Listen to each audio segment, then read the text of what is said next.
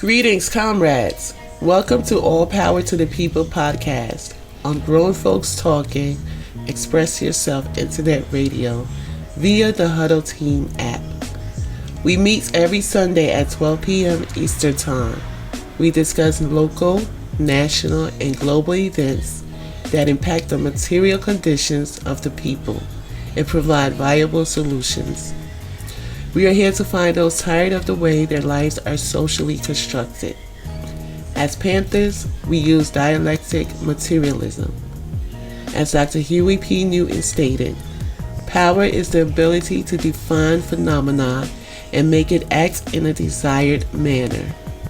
From combating the housing crisis to police patrols, we are the vanguard in place to serve our communities.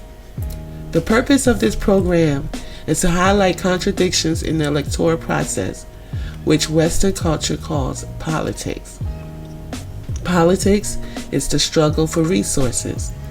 Participating in America's electoral process has only taken resources from the people and handed it to the oligarchs and the professional managerial class that serve them by maintaining the status quo through coercion.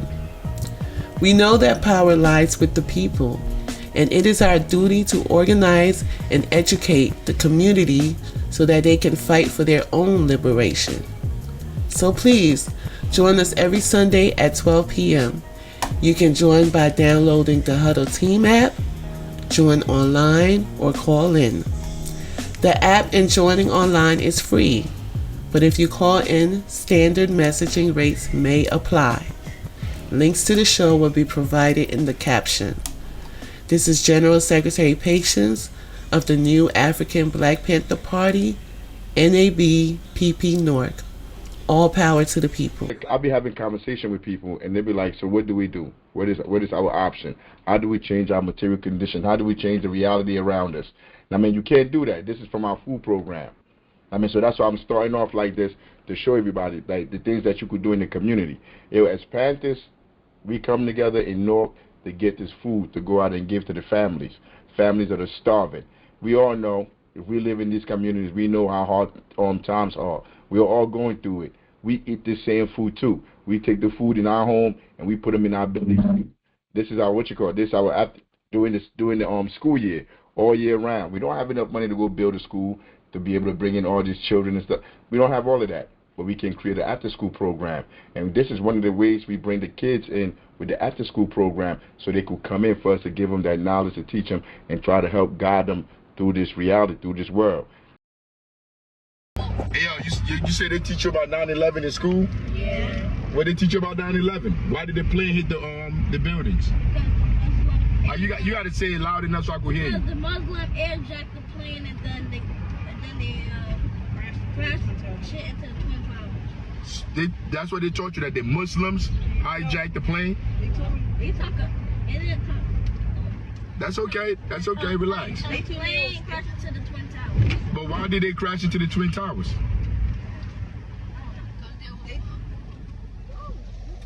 They didn't. Anybody? Hey, what you were saying, Major? I also know that they crashed into the woods. Hold up. Let Major speak. What'd you say, Major? My teacher told me that there was hijackers on a plane, and then when they crashed it, left the plane, and there was more hijackers on the other plane, and they crashed into that.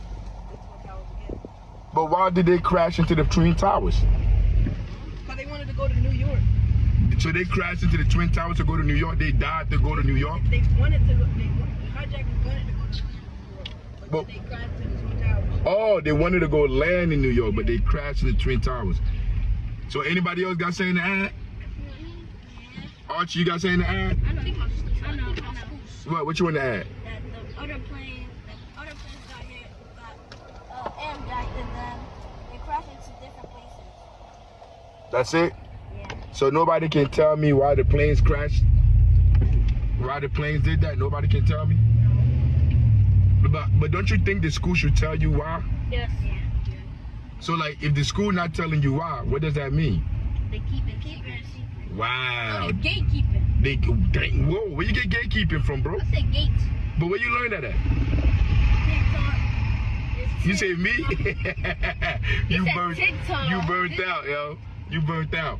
Nah, but the reason why they crashed into the into the Twin Towers is because the American government, America was going to their country, taking their natural resources, stealing their stuff, killing their people. So they got mad. They stole a plane and they came and crashed it on the World Trade Center to get back at America. That's why they did it. So it wasn't 2 planes then? No, it wasn't one plane. I think it was 2 or 3. Was it? I think it was like one. Was no? I think there was one in DC and there was one in Philly or something like that. So That did. Two inside the Twin Yeah, huh? I basically got it right then. There was What one did- inside the Twin Towers, and then another one tried to crash into the place that Trump lives in. The Trump Tower.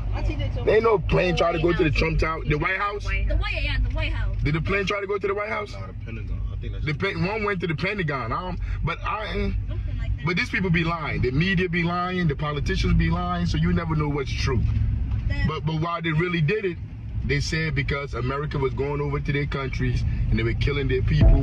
They were taking their resources and they were putting military bases in their country. So that's why they did it. I mean, that's why they went over there and did it and stuff. They call that blowback.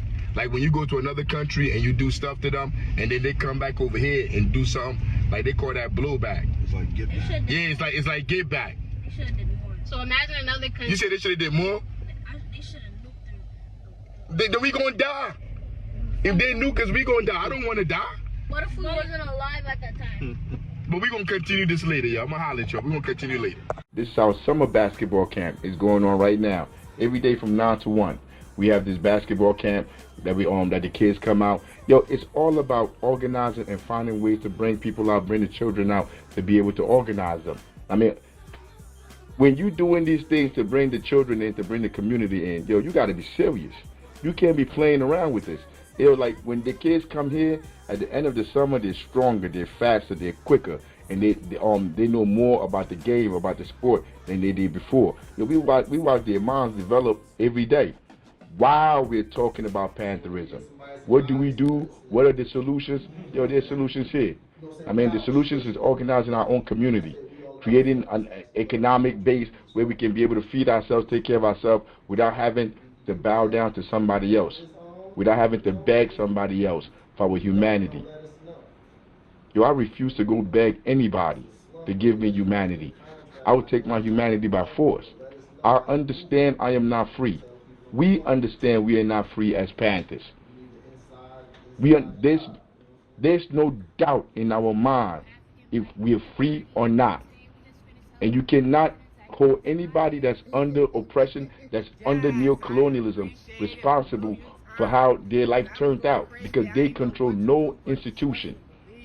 I mean, I often hear people say, like, the drug dealers, the worst thing in our community is drug dealers, because they're stupid. They're ignorant. They haven't educated themselves to understand the world around them. So they just open their mouth and regurgitate whatever they heard somebody else say. You're a fool. If you believe anything out here is your fault or our fault. Seriously. And I'm telling you, I work with the community all day and all night. And I know how ignorant the community can be. But I don't blame the people for the conditions they find themselves in. They have nothing to do with how anything is done materially in this world. They're just bystanders. The people that I hold accountable is those that know, the intellectuals. That's supposed to know better, but continue to usher our people into institutions of white supremacy, of imperialism, that will continue to exploit us. Tell our people to go vote. What are you voting for? I mean, who are you voting for? Who do they serve? They don't serve the people. They won't serve the people, or they won't survive in those institutions. Get your phone. It's my song. What's your son? Yo, for playing, huh? Get some from. Get some. Let me see. Hold it out, Bobby. Mira. Hold it out. Let me see. Yeah. Hold up. You got it? You like it? There we go. There we go. Wait, take you. You're welcome. What's your name? My name is Pranya. What position you play? Like this. Oh, pitcher. You're the pitcher. You're a pitcher. Your children out here? No. I'm No. just watching. Oh, you just watching? You Yeah. just watching too? I like My name Afrika. Africa. Africa. Like the country. Yeah, the continent. Continent. Like Yeah, continent. Hold up. happy. Huh? Happy. Yeah. I'll come every year. I'll bring more stuff. I'll come. I'll bring everything every year. Yeah, we just started. We're coming with the organization. The organization, New African Black Panther party. So the Black Panther Party. So look, no politician, no rich person will take care of us. The only people that are going to take care of us is us. If we understand that all we need to do is take care of each other, we're going to be good. Yeah, so you notice how all the companies, all the stores is owned by the gringos, Canada, Switzerland. We need to own it. We need to own everything so soon. You need to own stuff so soon. You need to own Bailey's. You need to own Roomba. Yeah, we need to own all of that shit. Not nobody else. Do you understand what I'm saying? Yeah, man. But that's why I'm here. Everything we do is free. Everything is free. You don't pay. Yeah, you don't pay for nothing. I mean, this is my guy here. This is my guy, Subi. You know Subi? Yeah, this is my guy. He helped me out down here.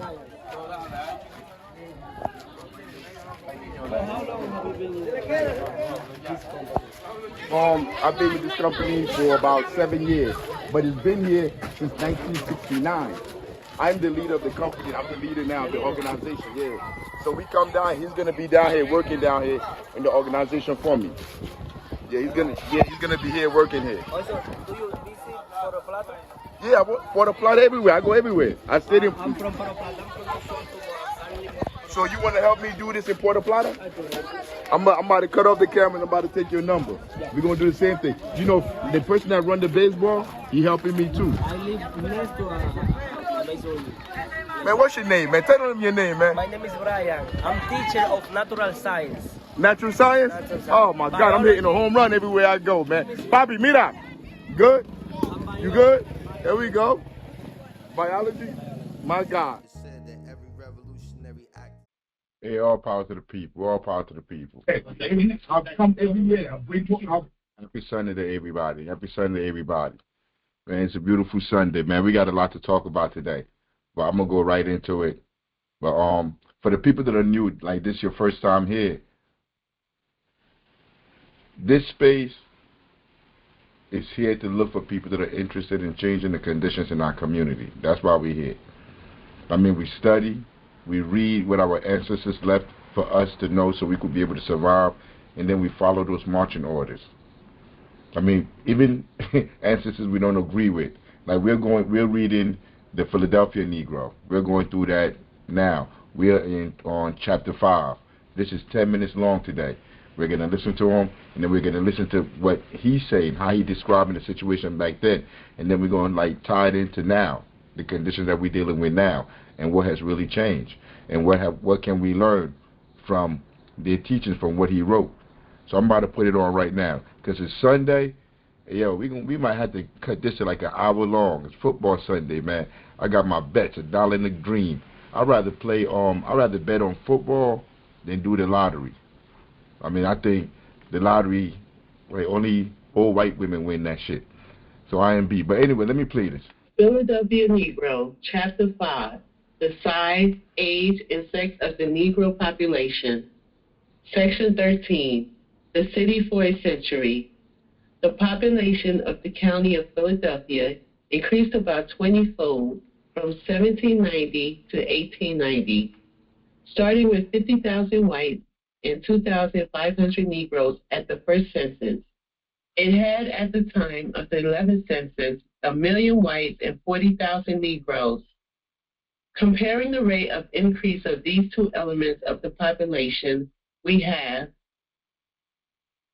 the first 2 decades were years of rapid increase for the Negroes, their numbers rising from 2,489 in 1790 to 10,552 in 1810. This was due to the incoming of the new freedmen and of servants with masters, all to some extent attracted by the social and industrial opportunities of the city. The white population during this period also increased largely, though not so rapidly as the Negroes, rising from 51,902 in 1790 to 100,688 in 1810. During the next decade, the war had its influence on both races, although it naturally had its greatest effect on the lower, which increased only 13% against an increase of 28.6% among the Negroes of the country at large. During the next 2 decades, 1820 to 1840, the Negro population rose to 19,833. By natural increase in immigration, while the white population, feeling the first effects of foreign immigration, increased to 238,204. All right. So let me explain to you what we're going through right now. We're on chapter 5. If this is your first day here, we are on chapter 5. Now, Du Bois was brought in. Du Bois was brought in. He had education from Harvard. He studied in, overseas. He went to Germany to get degrees in Germany. He had all these degrees, came back. This is in about, 1890s. Came back to America working at, he was working at one of the black universities. And then he was called down by the people that ran the university in Philadelphia for him to come down to come do a study on the black population there. It was really the what was their name? What was their name? The people that called the Quakers. Thank you, the Quakers. The Quakers were really the one that were running the schools, the university, and they were running Pennsylvania, Philly, whatever. They were running at that time.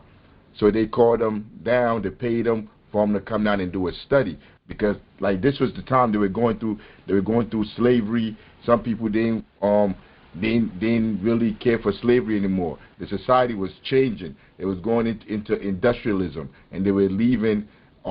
See, we talked about this in a few chapters before. They were leaving like farming, working on the farm and all of that, and the society, the world was changing over to industrialism, to having factories and all of this stuff.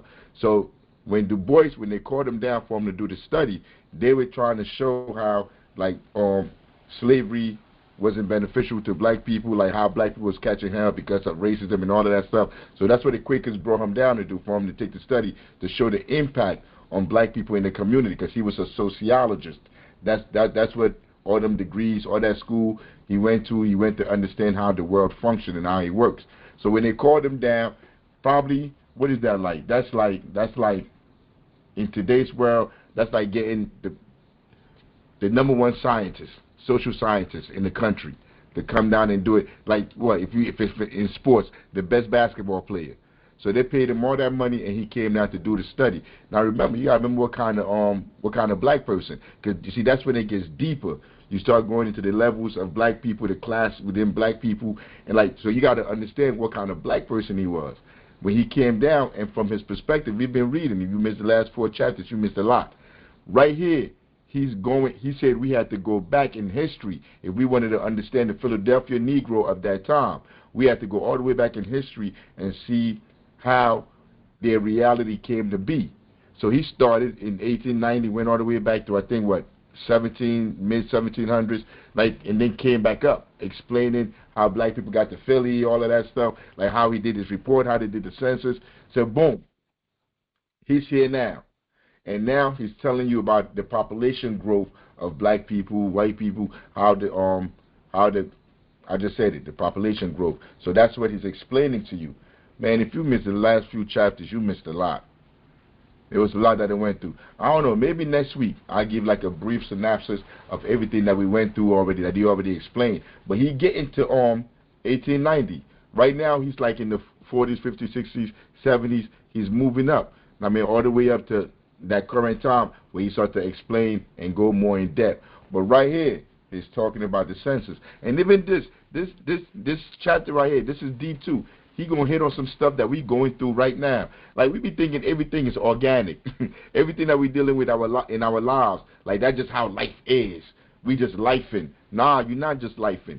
You're going through a social construct. You're in a maze that they've created, that they've put in place to be able to control you. So you're not just life, and you're just not out here just waking up. This is how life's supposed to be. This is not how life's supposed to be.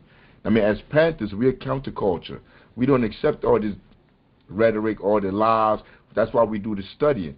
But like I said, he's going through the census, explaining about the numbers and all of that, which they still do. They still do census now. For the next 30 years, the continued foreign arrivals added to natural growth caused the white population to increase nearly threefold, while the same cause combined with others allowed an increase of little more than 2,000 persons among the Negroes, bringing the black population up to 22,147. In the last 2 decades, the rush to cities on the part of white and black has increased the former to 1,006,590 souls, and the latter to 39,371. The following table gives the exact figures for each decade. Somebody got to mute themselves. Somebody mic is live. They're muted. No. Each horizontal line represents an increment of 2,500 persons in population. The upright lines represent the decades. The broken diagonal shows the course of Negro population, and the arrows above recall historic events previously referred to as influencing the increase of the Negroes. At the base of the upright lines is a figure giving the percentage which the Negro population formed of the total population. The Negro has never formed a very large percent of the population of the city, as this diagram shows. A glance at these tables shows how much more sensitive the lower classes of the population are to great social changes than the rest of the group. Prosperity brings abnormal increase, adversity, abnormal decrease in mere numbers, not to speak of other less easily measurable changes. Doubtless, if we could divide the white population into social strata, we would find some classes whose characteristics corresponded in many respects to those of the Negro. Or to view the matter from the opposite standpoint. Now remember, he's a social scientist. And most of you that are here, if you're already here, you already know this already. He just said it just now. If you broke down white people, you'll find the same classes, the same issues within white people that you have within black people. Because our reality is really a class one. Our struggle is a class one. Yes, there's racism. I'm black. I'm blacker than probably than everybody on here. And I don't know if anybody on this app right now has a darker skin than me and got to go through the world with the darker skin. You ain't been called tall, baby. They ain't make fun of you when you went to school because you got this black skin. I know about racism. But our issue, the problem, the main problem, if you want to focus on the primary contradiction, it's imperialism, it's class. Race, everything else is a byproduct that they use to separate us. Race, gender, whatever, anything you want to get, immigration, anything. They use whatever they can to divide us from understanding that our real issue, our primary concern is the class structure. Because then you have people that look like me, blacker than me, that are part of that system, that are doing the oppression in our communities. Which is why Du Bois is saying in 18-something that this is a class thing. If you look within white people, you're going to see the same issues if you separate them by class. We have here an opportunity of tracing the history and condition of the social class which peculiar circumstances have kept segregated and apart from the mass.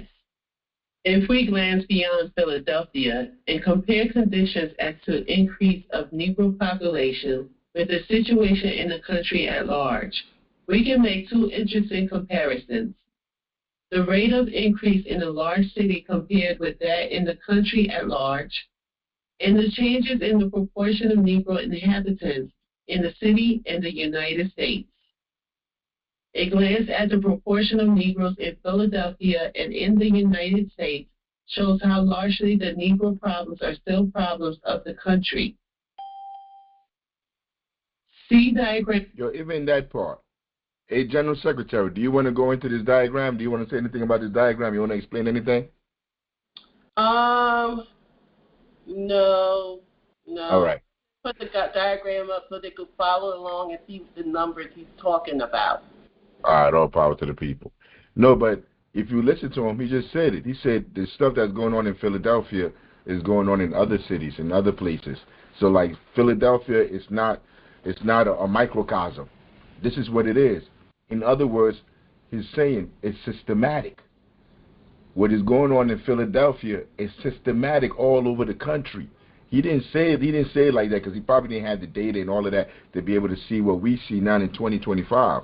But when people talk about systemic oppression, that's what they mean. It's systemic. It's all over. Like it's an entire system that's creating all of these issues that we're dealing with. It's not you. It is not your fault. It's not your fault you got to work 2-3 jobs to survive out here. There's a system that's been created to demand that you work them 2-3 jobs and allow people, the slum laws, your bosses that's not paying you enough for you to survive. That system protects them, keeps them wealthy, and keeps you down. So he's talking about the same system back then. And a proportion of Negroes in the total population of Philadelphia and of the United States. This is even more striking if we remember that Philadelphia ranks high in the absolute and relative number of its Negro inhabitants. For the 10 largest cities in the United States, we have, of all the large cities in the United States, only 3 have a larger absolute Negro population than Philadelphia: Washington, New Orleans, and Baltimore. We seldom realize that none of the great southern cities, except the 3 mentioned, have a colored population approaching that of Philadelphia. Taken by itself, the Negro population of Philadelphia is no insignificant group of men, as the foregoing diagrams show. In other words, we are studying a group of people the size of the capital of Pennsylvania in 1890 and as large as Philadelphia itself in 1800. Scanning this population more carefully, the first thing that strikes one is the unusual excess of females. This fact, which is true of all Negro urban populations, has not often been noticed and has not been given its true weight as a social phenomenon. If we take the 10 cities having the greatest Negro population, we have this table. This is a very marked excess and has far-reaching effects. In Philadelphia, this excess can be traced back some years. The cause of this excess is easy to explain. From the beginning, the industrial opportunities of Negro women in cities have been far greater than those of men through their large employment in domestic service. At the same time, the restriction of employment open to Negroes, which perhaps reached a climax in 1830 to 1840, and which still plays a great part, has served to limit the number of men. The proportion, therefore, of men to women is a rough index of the industrial opportunities of the Negro. At first, there was a large amount of work for all, and the Negro servants and laborers and artisans poured into the city. This lasted up until about 1820, and at that time, we find a number of the sexes approaching equality in the county, although naturally more unequal in the city proper.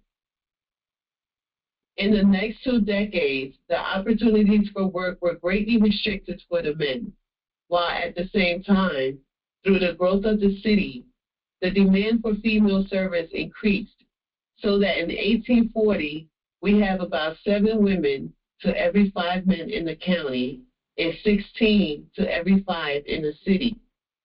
Right, you hear what he's explaining now? So when we come into this world, we just think like you're here, you go to school, you graduate from school, you go out there, you're in the job market, you go get a job, that's not the world that you live in. You see, that's the illusion that they put in our minds. He's telling you there's certain amount of jobs here for certain amount of people, and rich people are going to get that job. Everybody's not getting a job. Capitalism don't have enough jobs to employ everybody. Then there won't be no capitalism. Nobody's getting exploited. He's saying there were no jobs for men. Systemically, they created a system where there were no jobs for men. They really didn't use them. You know who they gave the jobs to? The jobs was given to the women. And that's really abnormal. Like, you can't really have a society like that where the people that are supposed to be the men, they're supposed to be the caretakers of the home, they don't have no jobs, so the women have the jobs. But all of that is just a transplant from slavery that came, because slavery was only like a few years prior to this. So it just came from slavery right into whatever they call, wage slavery now. It's the same dynamics. And so who had the job? The women have the job. The women, and what jobs did the women have? Because they didn't like they were free. Remember I told you patriarchy, all of that, like it's all to divide us. So you give the jobs to the women, and what jobs they got? Servant jobs, working in there, breastfeeding their children, taking care of their homes.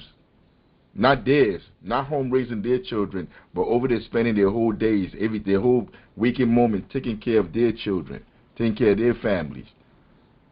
And the men really, like, at first there wasn't really no job for them. They didn't have nothing for them. They had that, just like, see, they transformed the prison. They used to have it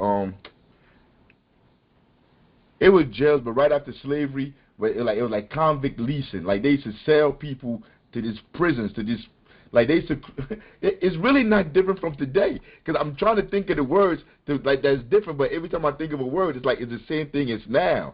I mean, like, now they give you felonies. They target our communities. They criminalize our behavior. And then you get a felony. You go to jail. All this stuff is on your paperwork. And then that makes it hard for you to do anything. When you go in the courtroom, the judge, the lawyers, everybody in there, it's all set up. There's no justice in there. They're in there to send your black behind into that prison for you to go work for that prison. See, because I was about to say, like, back then, they used to just send people, like, sell people to this prison, convict leasing, whatever, like the state, the city, sell them, and they go over there and they work for a certain amount of time, but you never get out because the work was so strenuous. Most of the people died there. There's a great PBS special that was done on it. The person, the lead character in the PBS special, I went to school with him. I went to college with him. I mean, he's in, what was his name? I don't remember his name, but he's in the PBS special. You should look it up. Something about convict leasing. But it's the same thing as that they do today. You see, but today, like, it's just more refined. I mean, they got all the words, they got all the institution, all the bureaucracy to make it seem like this is how it's supposed to be. But it's really not. It's all a game. They come into the community, they send all the police, they give the police all the money to go in the community, and they say they're going in there to target the people that's making the community bad, the drug dealers, the thieves, the pocket snatchers, the this, that, the third. Those are not the people that made the community what it is. Those people are not in charge of the institutions in that community. Those people are not in charge of the schools. Those people, the drug dealers, are not in charge of corporations getting tax abatements. They're not in charge of landlords getting tax abatements, and then landlords, what's the word? Slumlords. The landlords being slumlords, not doing what they're supposed to do, have people living for going weeks without water, without hot water, without cold water. It's the same thing. We're going through the same system, and these people control this system. I mean, our question is, what are we going to do about it? Because nothing changes.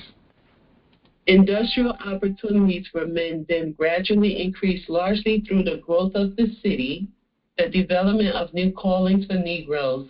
Now, even that, like when they tell us that slavery, like that they liberated, they freed black people, they fought slavery, they fought that war, that civil war, they fought that to free black people. That's a lie. Like you hearing them. You're hearing them telling you. And this is before, this is what he's talking about now, what he's describing is before the Civil War. How people were fleeing from the South to go to the cities. Why? Because of the Industrial Revolution. There were companies, factories opening up, and people were running away from slavery down South to run up here to say that they're coming to go get a job at the factory. That's why slavery really couldn't work, because they was down there, down south, like hitting them up north, like, bro, like, yo, they keep running from down here, going up there. Like, yo, y'all got to stop that. We got to put laws in the books. Now, I mean, to stop them, we got to be able to go up there and just snatch them back up and bring them back down here. They up there, you see, they want an open government. They want to seem like they're a democracy. Up north, like they're too civilized to be having slaves. Even though they did have slaves in the north, New Jersey had slaves up here. We had slaves up here. But be that to say, man, they trying to act like they're more civilized. And they telling them like, yo, we could still have the slaves, bro. You could still have them working for you. We're going to do the convict leasing thing. Yo, we're going to put this whole thing that they call welfare. We're going to put all this thing in there where like the father can't be in the home. The father can't be there if they get housing. Yo, make sure you only give the housing to this people. We're going to do we got all kind of stuff we're going to do, man, to get them to think like they're free. You ain't got to worry about, we ain't got to do this slavery stuff. This is so like 1500s. Come on, bro. Like we going into the new millennium. Like we got to do this a different way. We got to switch this up. I mean, but like they ain't want to listen. The South ain't want to listen. The people that were in power over there, like, nah, we good with what we got. We ain't trying to change nothing. That's why they went to war. They didn't go to war to free black people. But that's the illusion they put over your face, like over your eyes, like they have you thinking like you're free and you're running around talking about voting. How you voting if you're not free? See, it makes no sense. How you a patriot if you're not free? What you a patriot to? Running around, you got the flag on, you got the United States flag on, you got the shirt on with the stripes and everything. Yo, I got a friend that I grew up with. We were friends our whole lives. America been kicking both of our behinds. Yo, we went to a different country. Yo, he felt some type of way because I was saying like, man, F America. I'm like I'm a slave over there. Like he felt some type of way. Like, yo, I don't feel comfortable talking about America when we to other people. I'm like, these other black people that you're talking about, this ain't other people. See, but when we raised here, we're raised with that patriotism to think like we need to protect this, like this is us. It's all an illusion. You're not free. But when you see your hip-hop artists, when you see your basketball players, your movie stars, all these people that they say are black excellence, talking and moving like they free, saying everything is your fault, you start to believe that nonsense.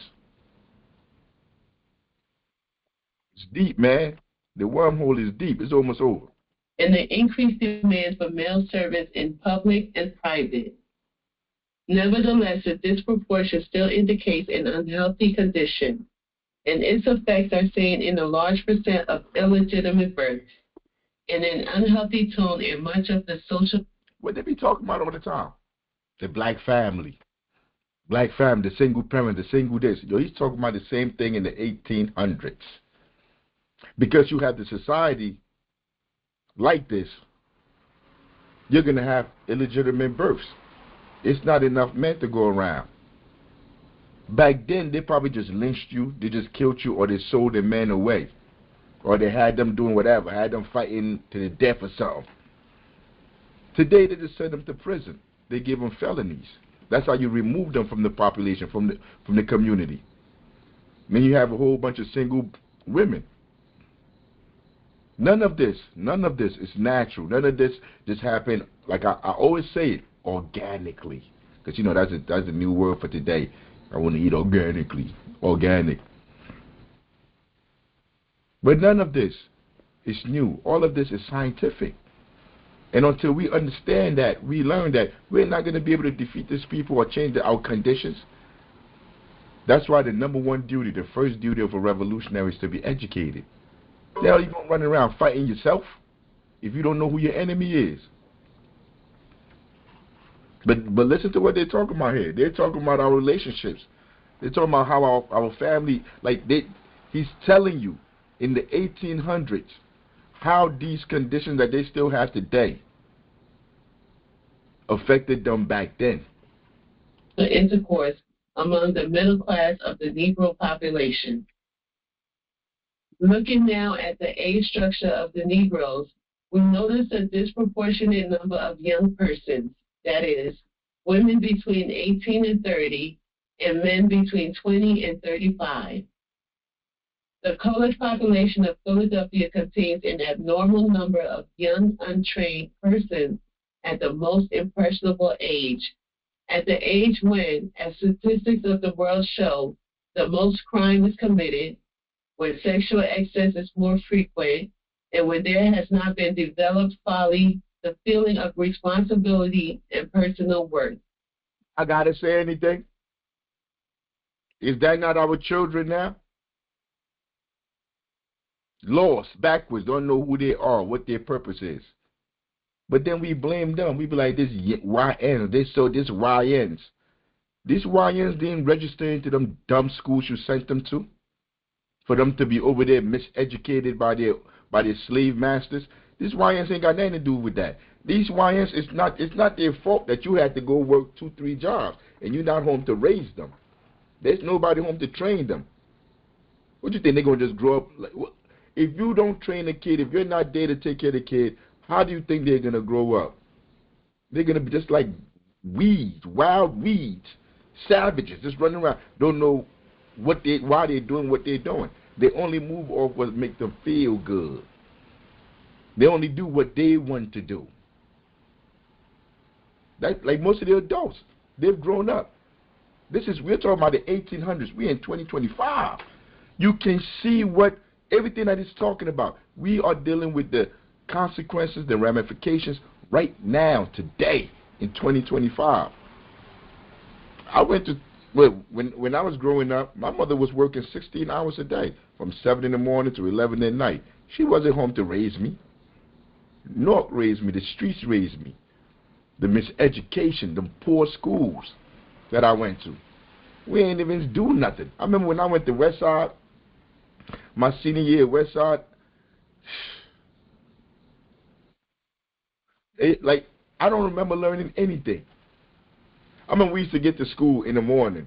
We used to get to school late, go through the late stuff, go through there, by 10, 11 o'clock, somebody pulled the fire alarm. For the fire alarm, you got to get everybody outside of the school at West Side. Just like in 95, 96. You got to get everybody outside. Everybody go outside. Ain't nobody coming back inside of the school. You can forget about that. You can forget about that. And if we did come back and somebody pulled it again, this was like every week, probably 3 times out the week. We didn't do nothing. We didn't learn nothing in school. Those factories were not there to teach us how to take over the world. They were there to produce workers and prisoners of the future. And until you accept all of this, you lost. You lost. You have no idea who you're fighting. This excess is more striking in recent years than formerly, although full statistics are not available. This table is too meager to be conclusive, but it is probable that while the age structure of the Negro urban population in 1848 was about normal, it has greatly changed in recent years. Detailed statistics for 1890 make this plainer. Comparing this with the age structure of other groups, we have this table. In few large cities, does the age structure approach the abnormal condition here presented. The most obvious comparison would be with the age structure of the whites of Philadelphia for 1890, which may be thus represented. We find then in Philadelphia a steadily and in recent years rapidly growing Negro population, in itself as large as a good-sized city, and characterized by an excessive number of females and of young persons. You hear that? What they say in Atlanta? You go in Atlanta, it's like how many women to one man? How do you keep a society together? How do you keep a people together when they're not even mating with each other? When you really don't have a family structure? Because the family structure is the foundation of everything. If you don't have a family structure, how are you raising the kids? Especially in the society, in the world that we live in now, where you got to have a job. Can't no one person stay home and raise the kids? Got to have a job. Got to have a job. 2 people, 3 people got to have a job for you to be able to pay rent by getting slumlord conditions. Yeah, I'll be wanting to go into that slumlord stuff because we dealing with it too. But I'll be just stay disciplined. Stay disciplined. But back then they used the media, they used the politicians, They used whatever they could to be able to brainwash us, to get us to believe in the illusion of what they were saying was real. The story that's been going on all around media, everybody was acting like this is something new. They didn't know this happened. Was the Democratic Party paying off influencers on social media to lie to people? Same way they used to lie back then. Same way they told us they fought the war for to free black people. But they pay these influencers, people that you watch, you listen to, you think like, oh, these people are telling me the truth. This is what they call it, independent media. But they sign contracts with them. They get them to sit down. See, we don't sign contracts with nobody. Don't nobody pay us to do this every week, to go and get the research, to do the studying. The general secretary got a job, got to sit down and put all this stuff together. We got to sit here. Yo, it's football Sunday, man. Yo, I got to check my fantasy lineup before 1 o'clock. Cause yeah, man, I'm trying to get a buck. Everybody trying to get that fantasy bread. Trying to get that fantasy money, man. Like tell you, that's the lotto. Cause the economy is crazy out here. You got to find a way to survive. So I'm in here. I got to do my stuff, but we in here doing the show. Why? Because this is the most important thing in our life. Changing the material conditions outside. That's what's important. That's what we do every single day. See, you can't pay me. There's no price. There's no amount of money that you could come give me to make me flip from what I'm doing, because this is what I do. This is who I am. You can't buy me. They can't buy me in City Hall. They can't buy me anywhere. You know how many people try to like yo, Africa, if you just do it this way. If you came over here, I had the conversation yesterday with somebody, a politician. If you just do it this way. But I can't do it that way because I can't go to sleep at night. But when they say independent media, all these people are not independent media. They're all bought. They're paid for. That's why you can see them. Yo, go look at my YouTube. Go look at our YouTube page. We got a few thousand. Go look at our numbers. See, we're not big. Like, even though we spit in facts, we telling the truth. We out here doing the work. These people don't do no work. You see this two that you see on the screen? These are just talking heads. They just get on here and they talk. They don't feed nobody. They don't create no programs or do nothing in the community to bring about liberation. I'm not talking about charity. I don't do charity. Don't come at me with charity. That's an insult to me. We are revolutionaries. We put programs in the community to bring about liberation for the people in the community. We don't do charity work. Dumb. These are all people that's... Yo. Right, but they don't do what we do. I want you to hit that point as well. Everybody talking about we do the same thing.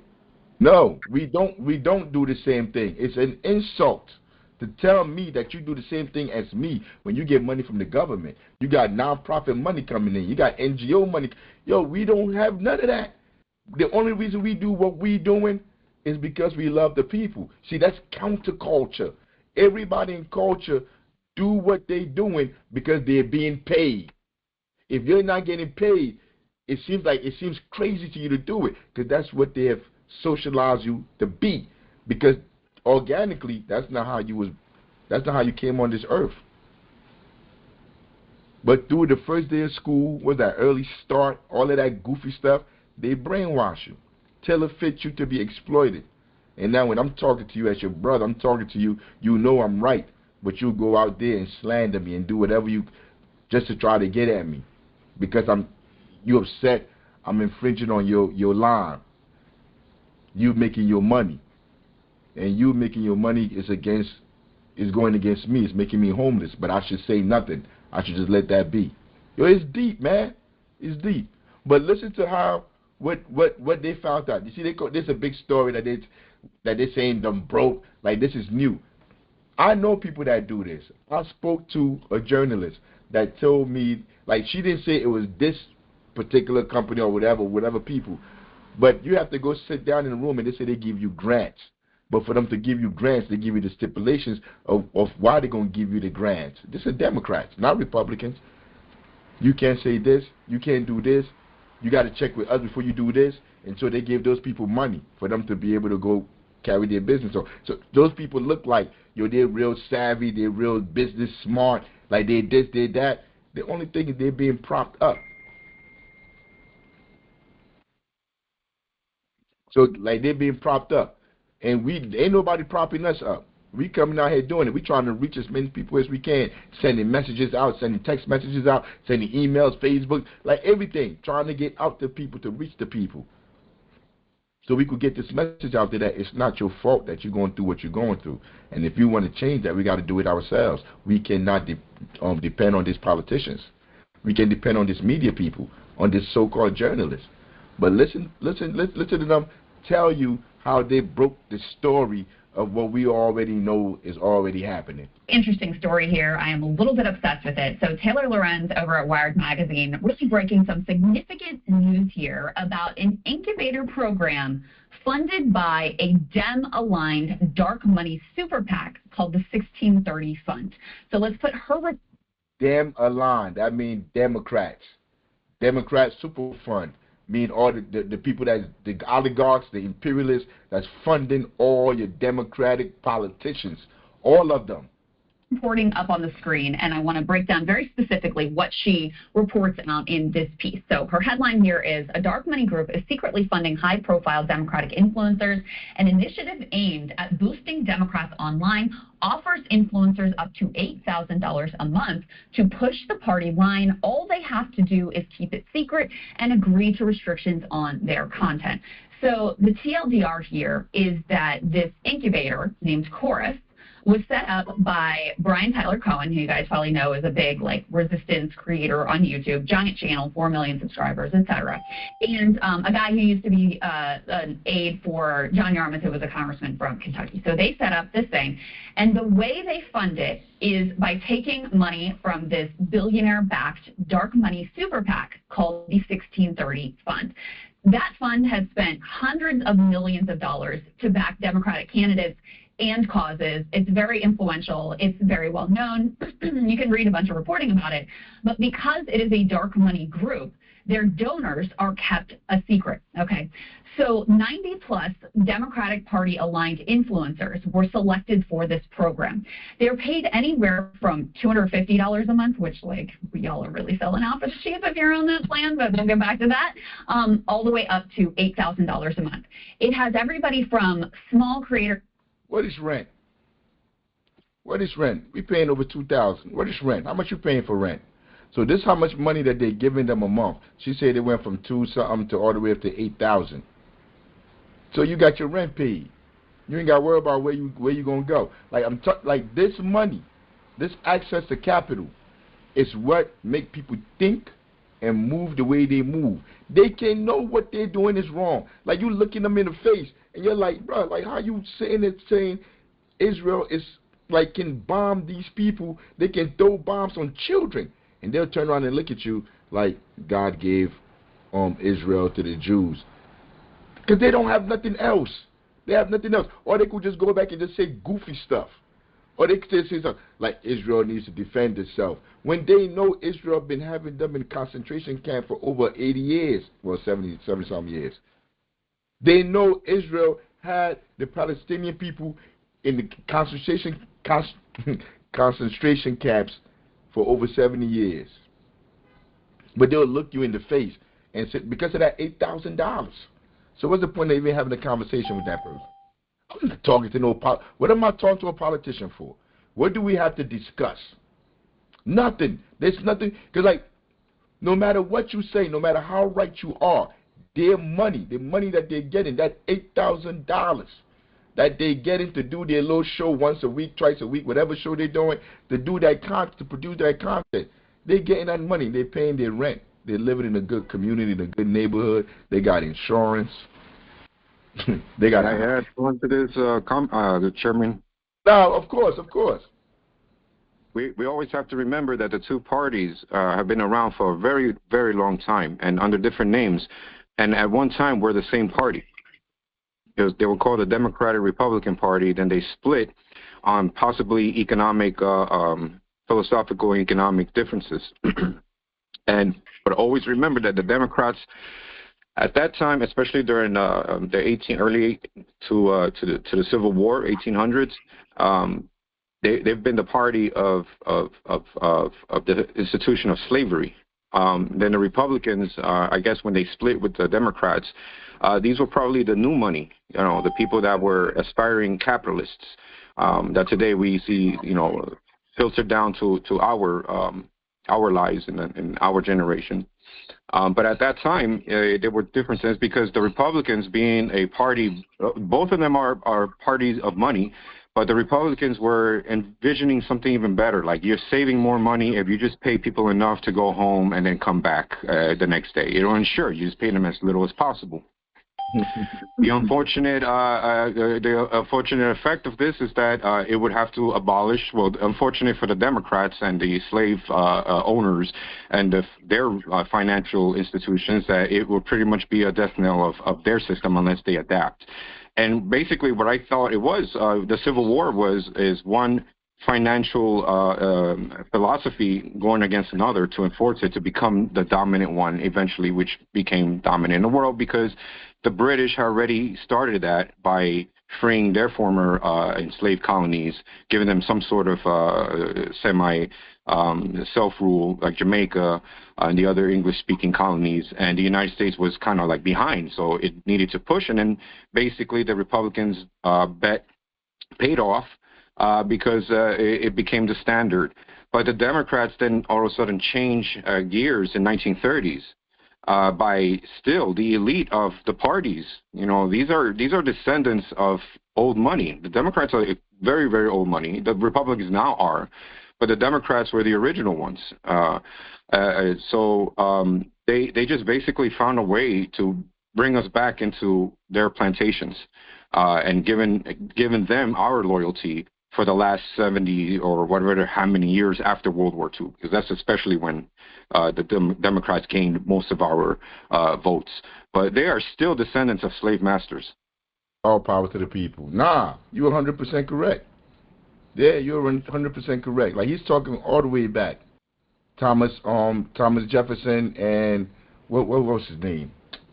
Madison. I think it was Madison. They created the Democratic Republican Party or something like that. Nah. But we don't know none of that. We don't have no institutional memory. We don't learn none of this stuff in school. So we just walk around here just thinking like, yo, I'm team blue, I'm team red. I certainly had never heard of. Granted, I'm not on TikTok that much, so I'm not trying to besmirch the level of their influence. But all the way up to people like David Pakman, who has a multi-million sub channel, who is already been quite successful and has been around for longer actually than we have. David Pakman's been in this game for a long time. So it's like everybody from the small and the brand new, all the way up to the David Pakmans of the world. So specifically, Taylor was able to talk to people who were approached about participating in this program, some of whom were put off by the terms of the contract and said, this is not something that I can be a part of. She was given access to some of the group chats that were flying around between some of the people who did end up in the cohort, who were also expressing concerns about some of the terms of the contract. And she also apparently was able to get her hands on the contract themselves. And so here's specifically what the contracts that it says were viewed by Wired, what they indicated in terms of restrictions on the way these individuals can operate.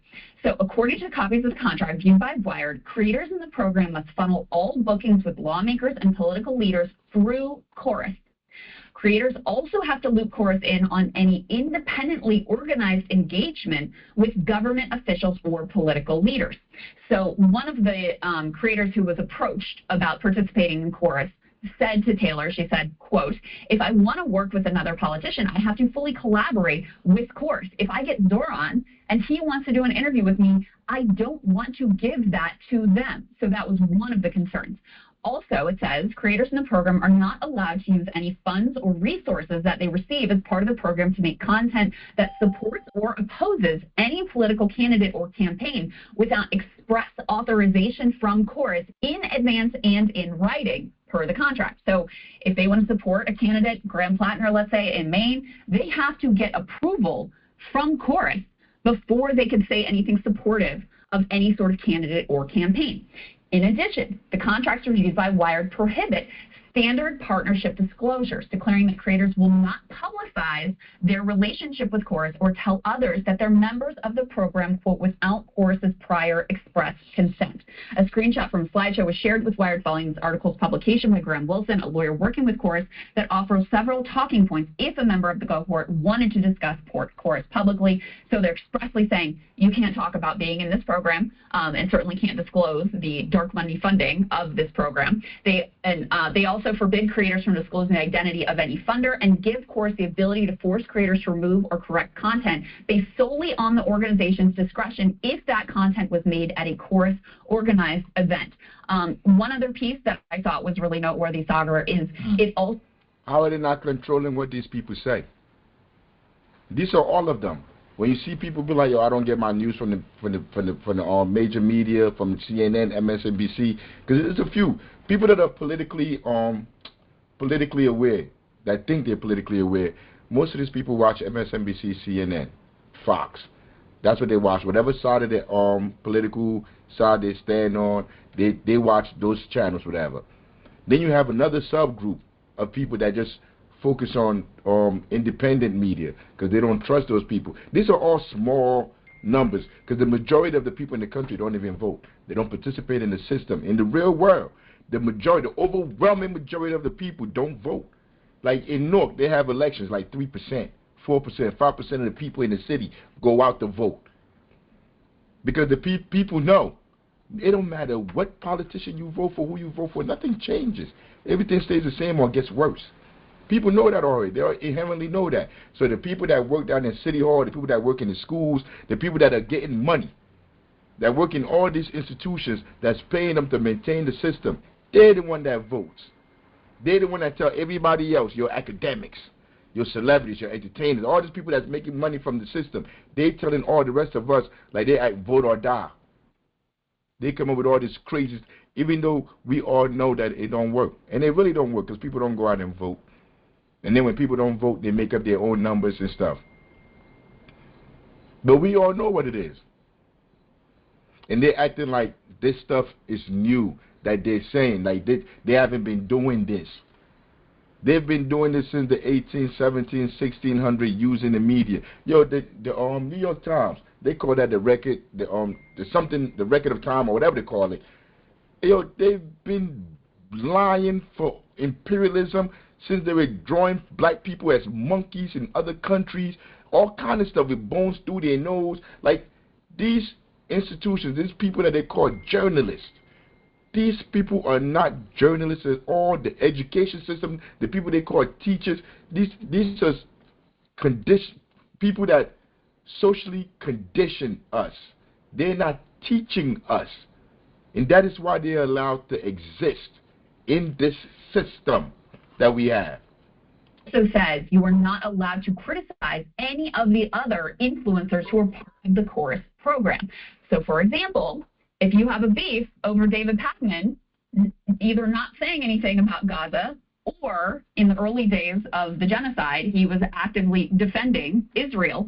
If you have a problem with that and you're an influencer in this cohort and you want to talk about it, you are banned from doing that. So you have a combination of a lot of restrictions on the way that you operate, having to run things through this Chorus program. You have the forced secrecy around it, that you're not allowed to disclose Chorus, and you're certainly not allowed to disclose the funding source of Chorus. And then you also, on top of that, have these requirements that they check in, that they go to these daily messaging meetings to, get the view of Chorus. And we're going to show you some of the responses from the creators themselves about the revelation that they're part of this program. And, they actually affirm that, yes, much of this is in fact true.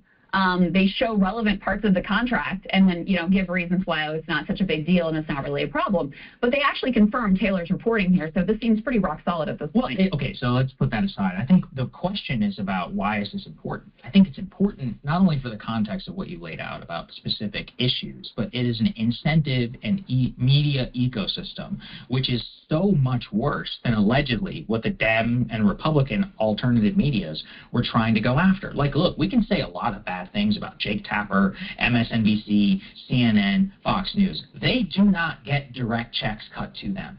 That specifically say you can't criticize X, Y, and Z. They are actually less controlled in this particular one. And so... Man, shut up, you big dummy. They're owned by the weapons companies. How are they more control? Like MSNBC is owned by a weapon company that's dropping the bombs on people. These people are owned by pharmaceutical companies. CNN, MSNBC, look at him. He's supposed to have all these degrees, know all of this. And they just sit up there and say stupid stuff. Like, yo, I wasn't even going to say anything about that. Like, I didn't even remember him saying this goofy stuff just now.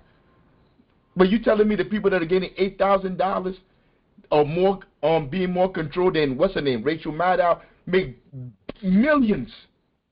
She make millions a year to do nothing but sit up there with that dumbass haircut. I mean, like, just sit up there and lie. You telling me they're less controlled. Like, how you could just sit up there and just lie like this? Like, sometimes it be blowing my mind because I can't do it. I can't sit in front of people and just lie like this. That's what I think I wanted to cover the story early, and I want people to grapple with that, is that in this new ecosystem, just like in the original days of the printing press, it's gone. 1 second, you know your dreams protected. Oh, we got commercials on here. I thought it was recorded. What? The norms don't exist. Everybody is a creator and a business person. They have not had well-established norms to try. Yeah, they haven't had well-established norms. 1 minute he's going to tell you everything, the system, the media, everything is run by corporation, but now he's talking about established norms. What established norms, stupid? What established norms are they having? Because the media has always been controlled by the rich, by the powerful. What established norms? That you have to wear a tie when you're reporting, when you're lying, that you need to use the proper English, the Queen's English when you talk. What is the proper norms of lying? I mean, but nobody challenges these people. Nobody comes back. She's just standing like, and create a firewall, a separation. Probably the most important is nobody is thinking about the downstream consequences of that. Because originally you're like, oh, you know, a couple thousand, look great. I can pay my bills. I can do this. I don't have to have a second job. Nobody's thinking about the downstream effect. You mean like all the media stations everywhere, CNN, MSNBC, the paper, New York Times, the Post, all of them lying about weapons of mass destruction to get people to say they'll be okay with them dropping bombs on people in Iraq or going to Afghanistan. Every single illegal war this country has ever had, ever went through. Not this country, this oligarchs, the rich people in position of power. Every war that they ever wanted to go to, every crime they committed, they used the media to justify it. The media justified it. So what is this fraud talking about? Their norms. They don't look that. They don't look. They have no foresight. What foresight? What foresight do the New York Times have? But nobody challenges these people. So they just sit up here and act like they're doing something, like they're so smart, like they have information. Like, you're just a fraud. And all that, but you don't ask what comes next. And, you know, two people who've been in this industry now for a long time and experience much of the downside of what that type of stuff looked like. Now, to be clear, I've never taken a single dollar from a Republican group or any of that type of stuff in the same way, which, you know, again, I don't really know how you ever thought it was cool. Because even when I was absolutely broke, I never would have signed some sort of contract like that. But the point remains that I think most of them didn't think about it. And now they're retreating to their corners because... Did he say he would never sign a contract like that? If it was possible, see, I can't do it. We don't have the resources. I don't get paid. I don't have that money coming in. You can find out who's giving them money. You can find out the people that's donating to their program. And you see they got the same stipulations on these people. These people ain't no different. All these people that you get to see, they have access to resources that the average person will never have. So they buy you in a different way. Because for them, they have to defend it at this point. But really, you are either controlled, quasi-controlled, or at the very least, you are not truly free to say what you want. Now, the mainstream is controlled. He can go to the White House. He can go to the White House. They could go all these places. They could go, doing the Biden, all this. They could go to the White House, interview these people. Africa ain't getting that access. Niggas in the hood ain't getting that access to be able to go interview these people, to talk to these people. When he starts to talk about them, when he starts to explain that the whole system, imperialism, how corrupt it is, they wouldn't allow him in there no more. And he will never do that. He would never say voting is idiotic. It's a con game. The entire system is a con game. He would never say that because he won't get to participate in the game no more. They'll push him out. They got different ways to buy you, bruh. You see, but they can talk this way because, like I said, there's nobody sitting right there to challenge them. And you see him? I got Coca-Cola probably paying him. He drinking that Diet Coke every show. He got a Coke can right there. Just keep drinking that Coca-Cola, pushing it to his face. That Diet Coke. And Diet Coke tastes nasty. We all know it tastes nasty. But they paying him. So he going to have that Coke box. Ain't no way in hell you going to have that Coca-Cola box can every single show and they're not paying them. I don't know who you think he's dealing with. Hold in a separate way, right? As in, Fox News guys can't criticize each other. They also... Hey, I put this video on to talk about the story they're talking about. But these people are such frauds, I can't even lead them out of it. But let's focus back on the story that they're talking about, how they're paying all these influencers not to say this, not to criticize each other, not to criticize nobody. Like, how is somebody giving you money going to tell you all of that if they don't control you? They're controlling you. They're controlling you. Know that if they cover X, Y, or Z, that's not going to look so nice to Rupert Murdoch or to Lachlan, who are, rabidly pro-Israel and pro-Ukraine. So there's all these separate, issues and incentive structures that come with them. So don't get me wrong, that obviously exists in the mainstream media, and I still hate them for a variety of reasons. But this is really, really bad. And it is bad because I think that the Democrats in particular, I know that there are a lot of Dems, they're energized, they're ready. We're going to talk about Trump health. Everybody wants to be online, having fun, and resisting. But you're being part of a machine, and that machine is being controlled for very specific purposes and ends, which you may not be aware of. That's what I think is very important. Right, and it would be one thing if this was disclosed. Yeah, that's right. But what they say is, oh, well, here are some videos where people did talk about being in chorus, and here's the chorus website, and it lists some of the creators who were participating in the program. So there was some disclosure. Was there disclosure around a dark money super PAC funding this? No, there was not. And there's, so there's a reason why Taylor had to do an investigative journalism piece in order to reveal the details of this program. It expressly prohibits them in the contract from disclosing their funders, specifically from disclosing their participation in the program. And, in terms of like the ethics of all of this, that is almost the biggest red line here because, listen, it's very complicated, all of the different business structures within quote-unquote independent media, right? Most places are different from us. Most of them will do ad reads, which means they're directly talking to advertisers. Actually, much more direct relationship than, like, for example, when I was at MSNBC. I want to let them talk, but not. I'm going to let her talk for a little bit because I want to draw your head in the next part, really. The firewall between the host and the, people who were selling ads. You had no idea what was on during the commercial break. That wasn't your bit, you were not paying attention to that. That had no bearing on your, day to day. So, there's that. But at least that's up front. Everybody knows I'm paid to read this ad for Casper mattresses or whatever the heck it is, Zins or whatever thing that they're selling. So that's up front. And, frankly, those corporate interests are going to only collide with your coverage in sort of certain specific instances. Whereas if you are backed by... You see where they're lying at? Those corporate interests, all those corporations, they all work together.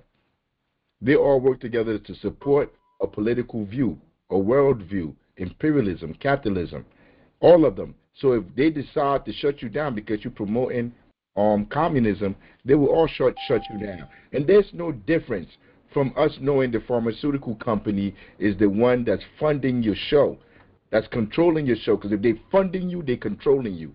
I always used to think people from the hood were smarter. I don't know. I was young. I must have got that out of the air, whatever. I must have heard it somewhere, thinking like people in the hood were quick on the draw. Like you can't bamboozle people in the hood. I was wrong about that. People in the hood are some of the dumbest, yo.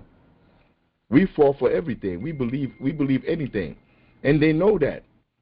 So they'll say all this stuff to us. How come we don't understand the person that's paying you is the one that control you? You have people around here talking about politicians and all, like, man, I support this politician. Who's paying them? You're not paying them. Why would they listen to you? It doesn't matter what politician it is. I don't care if they're gay. I don't care if they're a woman. I don't care if they're gay and a woman. I don't care if they're gay, a woman, and black.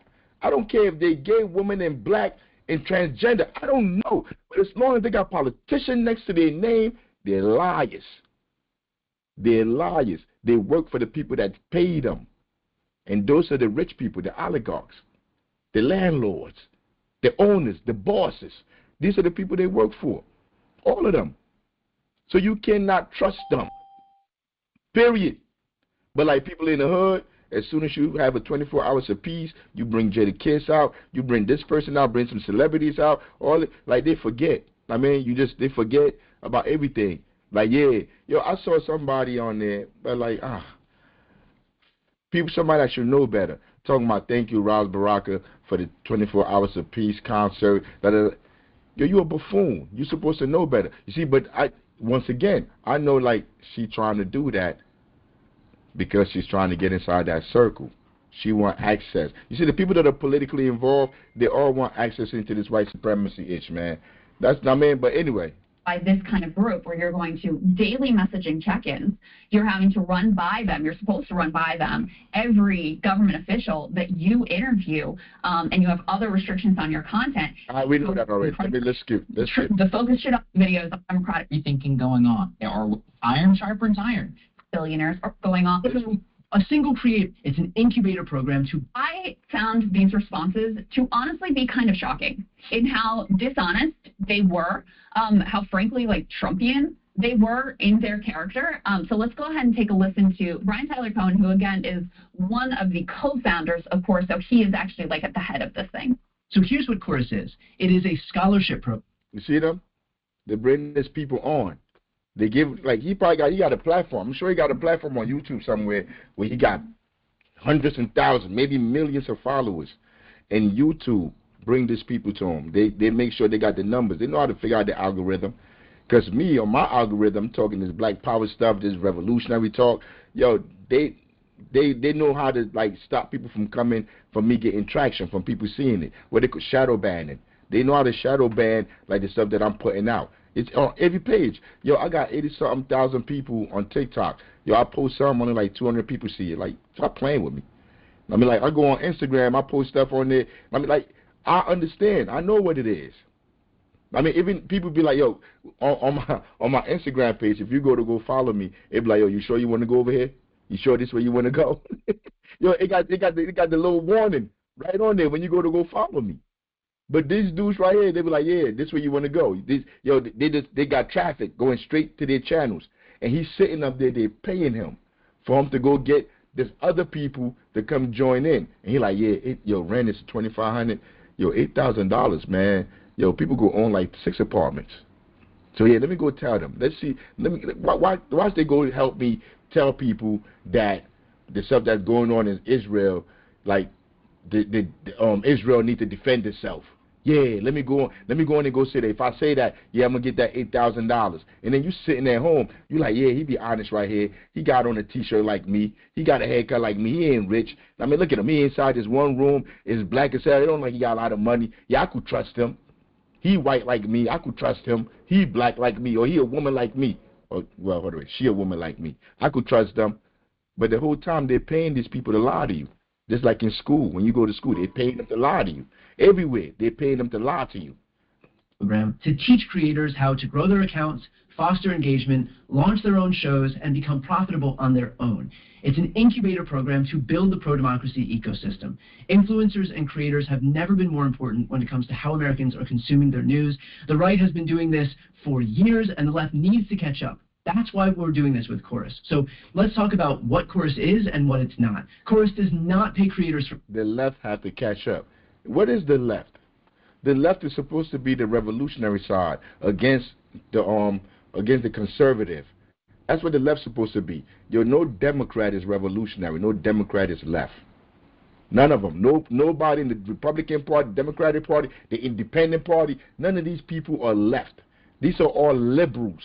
Liberalism means, I go anywhere. Whatever, whatever. Whatever it is today, I mean, whatever they say it is today, that's what it is. And I'm going to roll with it.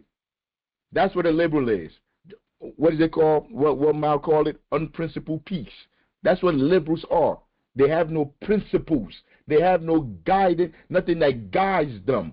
Any Democrat, think of Obama. None of these people, they have nothing that guides them, that holds them to what the decisions that they're making. These people are liberals. They're not left. But he knows that the people, like when he said left, he knows people are against this system. So they're going to use code words like that, like left. The left to go against the Republicans. Because they know we all hate the Republicans. So they think if they talk like they one of us, they're going to get acceptance. They're going to get social credibility by using those terms. And most people don't know. So if you don't like Trump and them, if you know Trump and them on some BS, you hear him, you be like, that sounds like a good idea. Our content does not tell them what to say, it does not control who they talk to or work with, and there is absolutely nothing in the contract that could even be reasonably interpreted to say that we do. You hear that? You hear what he just said? You hear what the people already told you. They're about to come back and tell you again, I guess. Full stop. I don't know a single creator who would willfully sign up for a program that would tell them what they can or can't say. That's not what this program is. We pay people to show up to workshops and technical trainings to optimize their content online. For example, we've got trainings on how to package content for YouTube, trainings on how to optimize audience retention for Instagram and TikTok, trainings on how to form an LLC. There's the implication in the article that this is some arm of the DNC, or the Democratic Party. We have literally nothing to do with the DNC. I spend 0 minutes of my day thinking about the DNC. The creators do not toe any party line. How could we? There isn't a party line.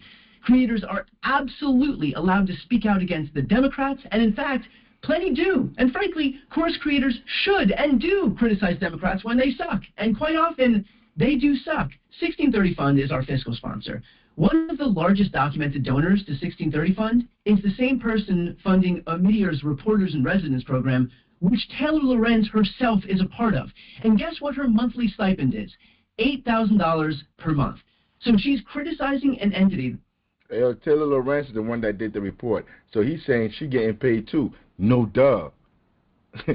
All of y'all getting paid to swindle people. Her monthly stipend is $8,000 per month. So she getting paid too from the other side. None of y'all are journalists. That is funded by someone that she is currently taking money from. I guess it's okay when Taylor Lorenz gets paid, but no one else. There are people like Taylor Lorenz who are desperate to tear the left apart, and in fact, it becomes clear who her efforts help when you hear stuff like this.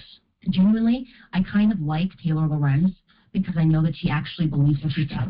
You know what I'm saying? So yeah, I generally don't align myself with friends of Tucker Carlson and Candace Owens. Because your friends are so much better. Your friends, but these are the people we're dealing with.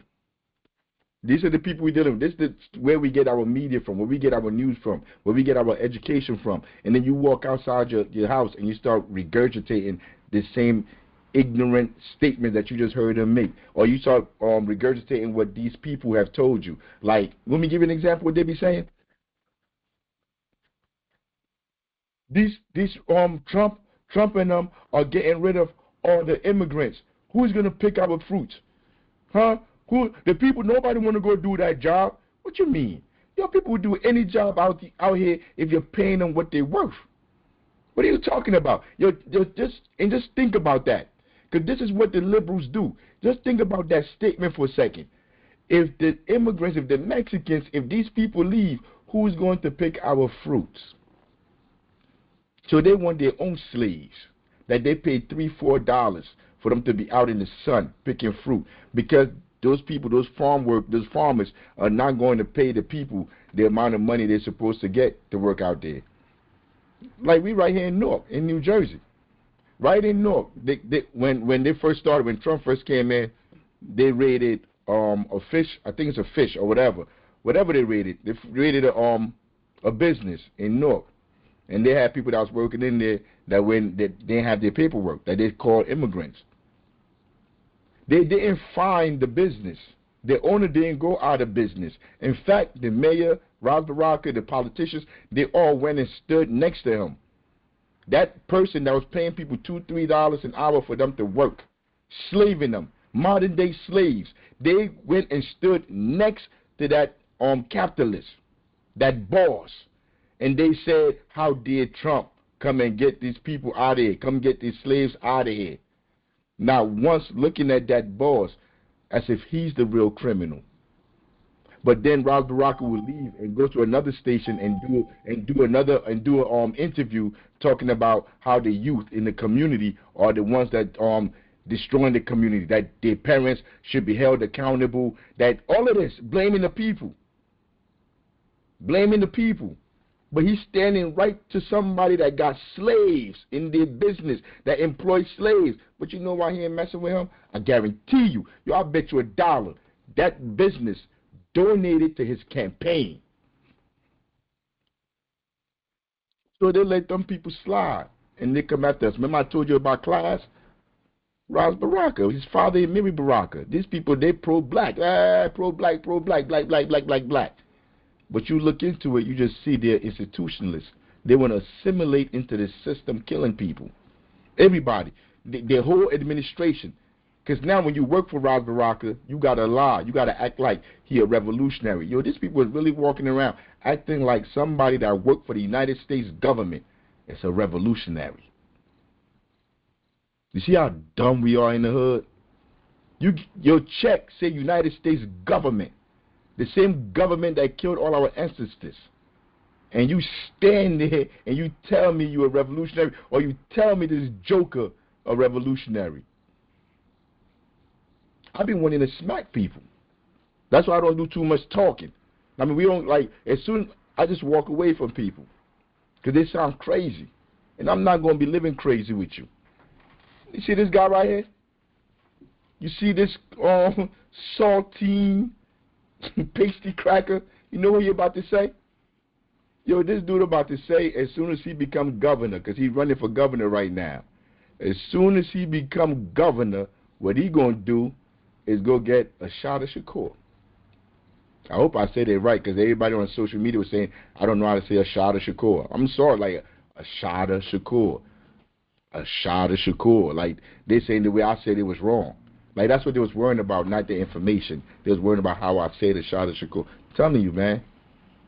But anyway, be that it may, this goof troop looking like Launchpad McQuack talking about something. As soon as he become governor, that's who he going to go get.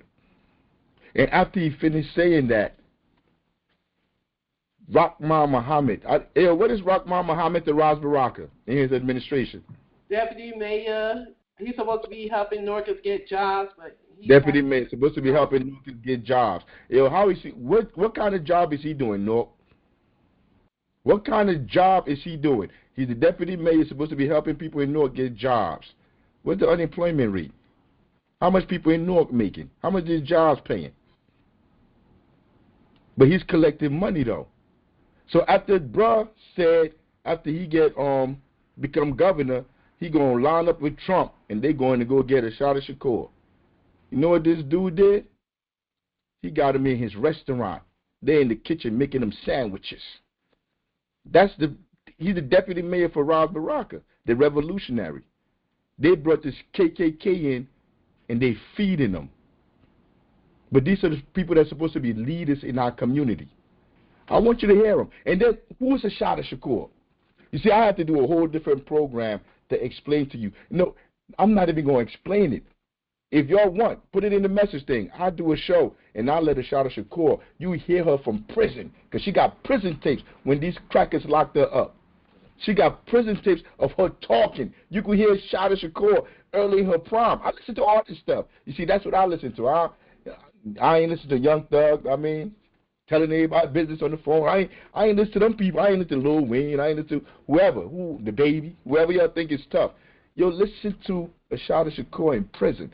If you're a young girl, young woman, listen to that. Listen to how she's talking. Listen to her intelligence, her courage, fighting the system. And then come back and watch this video of this Krispy Kreme donut face talking about something. He's going to go put a bounty to go get it. Like that's the first thing they're going to do when he become governor.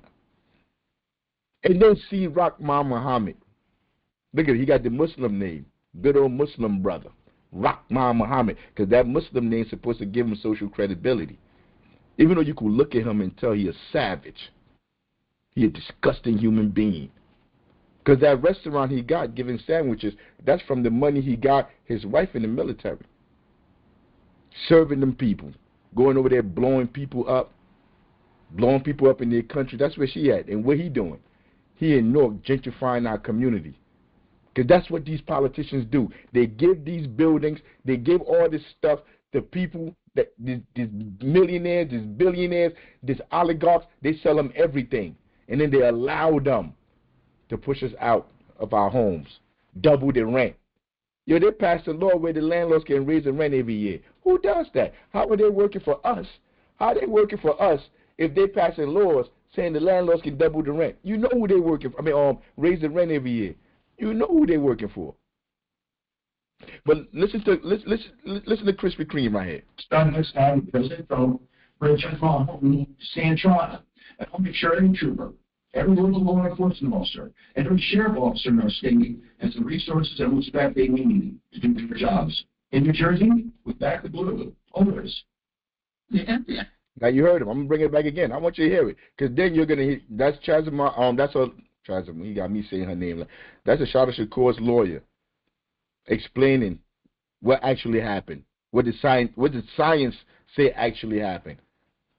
But just imagine a young woman sees the world the way it is and says, I'm going to dedicate my life to serving the people with the food program, police patrols in our community so people are not brutalized. We're going to put medical centers in our community so people could have dental. We're going to have a food program, because all the stuff she was working for. That's what she was doing. She wasn't going out doing nothing. She wasn't going out harming no white people. She wasn't going out doing nothing. She was just trying to work for the community, because that's what Pantherism is. The state troopers, the racist cracker state troopers pull her over in the middle of the night. And here's Aside with President Trump, Richard Mahoney, Santrana, and I'll make sure every trooper, every local law. You heard him? He's going to with Trump to bring Chezima home. That's a shot of Shakur he's talking about. To bring her home. So pay attention. I'm bringing it back again. I want you to hear them. Hear these people. These are the people. You got black people in North bringing the savage in our community and telling other black people to vote for them because they get paid for it. But his Ramen said that his restaurant served everybody. Everyone's welcome. So that's his justification for having this guy in his restaurant. Yeah, he serves everybody. He would serve the slave master. He would serve the person that hung your grandparents. He would serve the person that hung you. He serves everybody. Remember I told you, they have no principles. They go either way. That's what liberals do. Liberals are not left. They stand for unprincipled peace. That's what unprincipled peace is. Yo, I understand. Liberals are capitalists. Yes, they are. Yes, they are. Because he know that what he said is wrong. He knows that's blasphemy to say you're going to hunt down a Shada Shakur. He knows that. But because he's a liberal and he stands for unprincipled peace, he gonna tell us, yo, I feed everybody. I don't discriminate. Everybody can. Yo, I discriminate. If you gonna come after a Shada Shakur, you can't eat here. If you would have killed Malcolm, you can't eat here. If you're against the philosophy, the ideology of Malcolm, you can't eat here. You mad? So what? What you gonna do? You can't eat here. But you know, when you're a liberal and you're in bed with them, you part of the system. You want to be part of the system. They could eat there. So listen to him again. Shada Shakur, he going to call her Shazima or whatever. But here we go. I ain't going to cut off this sound. I'm going to let it play, because after that, you're going to hear Shada lawyer make her case. And then just imagine, yo, when they had her locked up, just imagine if you had an organization of people that would come and break you out of jail and take you out the country. Yo, that's what we talking about with Pantherism. That's what we trying to build. We're not running around here begging judges, begging people to free Mumia. No, that's not what we doing. We going to bust them out. But how are we going to do that if you don't join? If all of you don't join? Because if all of you join, if everybody join, we could just walk into prison and be like, come on, let her go. Or we going to run this thing down. Aside with President Trump, Richard Mahoney, Santrana, and I'll make sure every trooper, every local law enforcement officer, and every sheriff officer in our state has the resources and respect they need to do their jobs. In New Jersey, we back the blue. Always. The FBI carried out a campaign. We are targeting not only the Black Panther Party. They targeted SCLC. They targeted Martin Luther King. They targeted Harry Belafonte. They targeted Eartha Kitt. They targeted anyone who supported the struggle for civil rights that they considered to be dangerous. It is in that context we need to look at what happened on the New Jersey Turnpike in 1973. What they call Joanne Chesimard, who did they target? Who did they target? Everybody that worked, know what? In 73. Civil rights targeted Martin Luther King. They targeted the campaign. We're targeting not only the Black Panther Party. They targeted SCLC. They targeted Martin Luther King. They targeted Harry Belafonte. They targeted Eartha Kitt. They targeted anyone who supported the struggle for civil rights that they considered to be dangerous. Anybody that supported the struggle for civil rights that they thought was dangerous, because when the people start to organize amongst themselves away from the government will die. These institutions will die. You don't even have to pick up a weapon. You just organize. The people just understand who the enemy is. And back then, I spoke to Aaron Dixon yesterday. We had a conversation, and we was talking about the funding, how rich people that wanted to do good used to fund what they was doing because they were rich, but they knew things was messed up. So they used to give them money. This is the 60s, the 50s, the 70s. They used to give them money to what was good. And then the government, when he said they, he's talking about the United States government, the CIA, FBI, politicians, Congress, all of them. He's talking about the United States government. They came and killed all those people. They targeted them. And then those celebrities and all these entertainers that used to donate to these causes, you see, they learned. They learned, like, if I don't toe this line. Remember we just saw just now the money they give to these fake journalists for them to do what they want them to do is the same thing they do with celebrities. As soon as you step out of line, they turn you into Michael Jackson.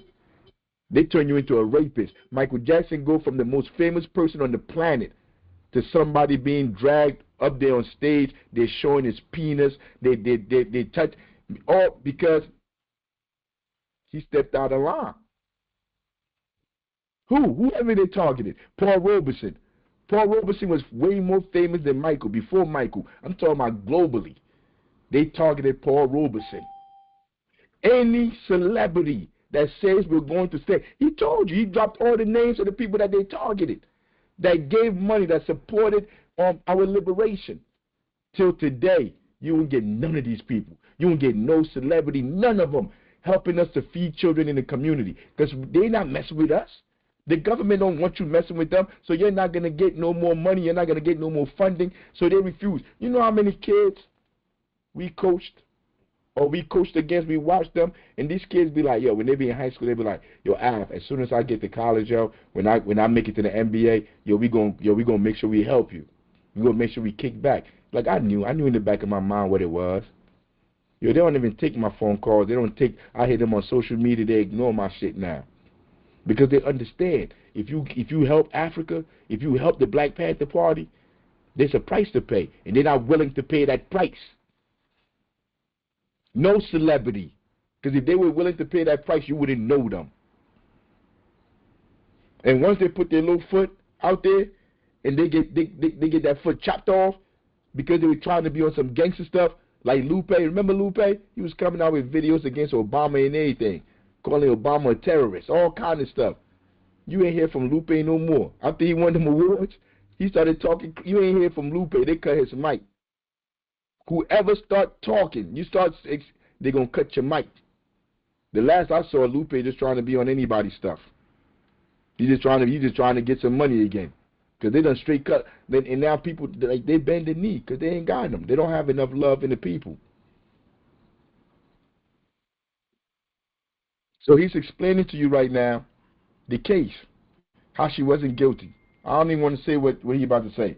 I have my hand up. Go ahead, General Secretary. I ain't see it. And whoever got their hand up, go ahead. Go ahead, General Secretary. So I want to just piggyback off what you were saying about who they target. Because some people be confused. Like, when somebody like Diddy go down, they be like, oh, they target. No.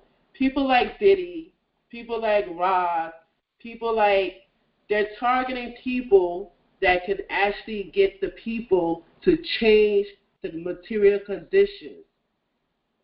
Diddy isn't doing that. Neither was whoever you can think of. Bill Cosby wasn't doing that. So when y'all talk about, oh, they're targeting black men, that's not who we're talking about. We're talking about revolutionaries, freedom fighters, that were actually going to change the material conditions of the people, which the system does not want to happen. Whatever is happening with Diddy and Bill Cosby and them group of people, that is totally separate from what we are talking about. So I need people to understand that, because I know they like to bring that, oh, they're coming after. Bill Cosby, Diddy, they are not black men. They are not freedom fighters. They're not revolutionaries. They're a waste. In fact, they are in the way niggas that need to get out of the way. All power to the people. Nah, seriously. I mean, seriously, like you heard them celebrities he named. Yo, they learned. Yo, they're not trying to help no movement. They're not trying to do nothing. What they're gonna do is they're gonna go get book bags and give book bags to kids going to white supremacy schools. They're gonna build white supremacy schools. They're gonna come down and say, I'm giving money to this white supremacist school right here. I'm giving money to this mayor for him to do this, to do that. But they're not coming on the ground to come help the people liberate themselves. They're not helping the people. You know what? You got so much money. You such a celebrity. Hey, yo, Jay-Z, you come into Brooklyn and you start to build cooperatives in that community.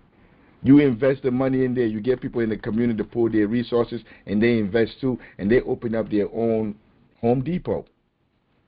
I don't care. It don't have to be McDonald's. They open up their own McDowell's.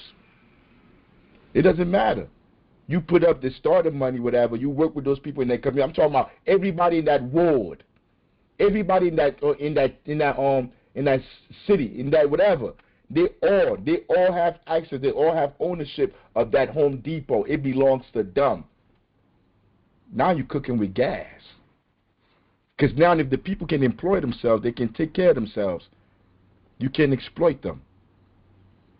You do the same thing with housing. You start to build institutions that serve the people. They will never do that.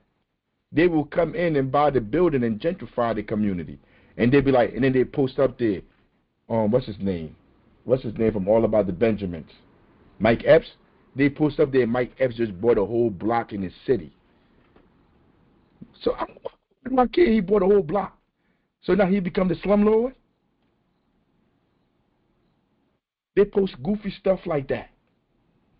Like I remember Tiki Barber and his brother, they gave money to kids to go to college. That's how far they'll go, maintaining the status quo, not building for the people. You ain't even got to go that far, Chairman. Queen Latifah got her building right there on Central Ave, market rent that nobody can afford, on Central Ave, where it's nothing but the most poor people in the city of Newark. Like, why would? But again, they don't care. And they don't care. They're building for the next people that they bring in, the gentrified class that they're bringing in. That's who they're building for. They know what they're doing. They're building for the next 10, 15, 20 years. When you remove these people, when you gentrify them, when you throw them all in prison, you criminalize all of them, you make all of them homeless, the new people that's coming in, the people that's coming in that's going to be like, yo, we need you to get more police to clean all these bumps off my steps. The same people that used to live in that house, that they got sleeping outside on the steps now, they tell them to use the police to come drag these people, put spikes on the bench so these people can sleep on the benches. That's the world that we're living in. It is in that context we need to look at what happened on the New Jersey Turnpike in 1973. What they call Joanne Chesimard, what we know as a satisfier. She was targeted by the FBI, stopped, and the allegation that she was a cold-blooded killer is not supported by any of the forensic evidence. If we look at the trial, we'll find that She was victimized. She was shot. She was shot in the back. The bullet exited and broke the clavicle in her shoulder. She could not raise a gun. She could not raise her hand to shoot. And she was shot while her hands were in the air. Now, that is the forensic evidence. There is not one scintilla of evidence placing a gun in her hand. No arsenic residue was found on her clothing or on her hands. So the allegation by the state police that she took an officer's gun and shot him, executed him in cold blood, is not only false, but it is designed to inflame. But Mr. Hines, before we get into more... That's the person that saltine cracker said. That's the person he said he want to go get and bring back. A woman, a black woman that had her hands up, and they shot her in the back. What did they shoot her in the back for? She wasn't in no robbery. She didn't do nothing. All she did was serve our people. And you sit here and you justify or you celebrate, you promote somebody like this. What does that say about you? That's a black man. And this stuff is acceptable. These people, I see them. They're all in the community. They're walking in our community. They're all on social media. Like they're proudly taking pictures, posting it with these savages. What kind of conversation are we going to have when what you're doing is against my survival? You're bringing people like this to come and hunt me down because I'm a Shada Shakur. That's my hero. That's who I want to be like. That's why I work for people in the community. That's why I serve my community. That's why the after-school program, the food program, the housing program, everything we doing is for the people. And then you sit there, you feed them, you cook for them. You got your wife in the kitchen cooking for them to eat. That's deep. The wife all in the picture. Smell? Oh, yeah, I forgot. She's an Army vet or whatever. That's her face. I mean, like, there's no reasoning with these people. They got this guy right here is supposed to be another independent guy. Some reactionary conservative. He's an idiot. I haven't seen anybody this dumb in a long time.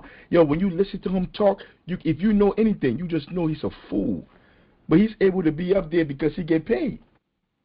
Because they prop him up for him to be up there. So they got this new stuff now where they have these people debating with people and they go up there. This sister went up there. I don't know. A general secretary, you know if she's here?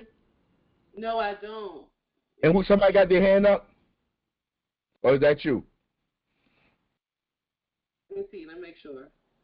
But I want you to listen to this sister. Yeah. Now listen to the conversations that she's having with this clown. Listen. Through China Communist. Why haven't you answered any of my questions? No, that's the first.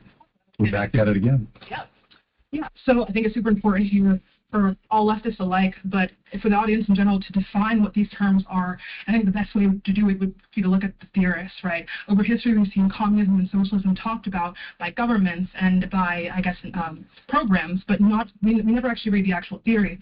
And what theorists all agree on is that socialism would be a transitionary state between capitalism and communism, where means of production are specifically owned by workers, not privately. The idea that any country now...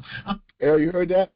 She's talking about communists, talking about socialism, these isms that they don't lie to your whole life. You don't know what's what. You don't know the definitions. She's like, we need to break these definitions down. Capitalism means the rich control everything. Fascism. That's what capitalism is. Those with money control everything. They have all the power. So you can forget about it if you ain't got no money. That's capitalism. That's fascism. That's one side. Then you got communism. Communism, it means the people. The people share power. The people have power. They control the means of production. They control things. The people have a voice. That's what she's talking about. She's like, that's the two definitions. Let's not conflate them. Let's not try to have people all wrong. Don't understand what we're talking about here. That's what she's talking about. If anywhere near socialist, let alone communist, would simply be ridiculous, and it wouldn't any country now. Any country now. But anybody say any country now, because you know how they say Cuba, they say Venezuela, they say China, all these countries are communist countries because they just be saying it. They just be saying it to try to, like all the people that they got brainwashed with this communist hate, they just be saying that to get these people riled up. I really didn't think all that goofy stuff worked. But I've listened to people that I know Talk about Russia communist, like Russia's our enemy. You're goofy ass in North. You talking about Russia your enemy. Russia ain't never do nothing to you, stupid. Russia ain't the one that hit you upside the head. They a cop, hit you upside the head. Russia ain't miseducate you. Russia ain't even have your ancestors as slaves. But you let these people brainwash you, got you thinking. But she's saying, let me stay focused here. She is saying, no country is communist. That's what she's explaining to him right here, and which is true. Because no country, the people got the power. The power is always in the hands of the elite. The idea that any country now is anywhere near socialist, let alone communist, would simply be ridiculous, and it wouldn't reflect theory whatsoever. It wouldn't reflect theory. Theory is the highest form of fact. Because to have a theory, it has to be lined up with factual evidence, not just stuff you just make up and say. So she's saying, to say that any country is communist, that don't even line up with theory. Like, she is way above his league. That boy ain't ready to talk to her. But like, let me let her slay him. She like, this is what I want to listen to. These are my battles. These are the right battles I want to listen to. Not somebody talking about, I got a long tech, shoot the whole place. Shut up. You wouldn't shoot nothing. You been smacking cheese on a sandwich. What is the definition of communism to you? Stateless, mindless, classless society. And you prefer that? What is stateless, mindless societies? That's what's communism to you? Let me bring it back.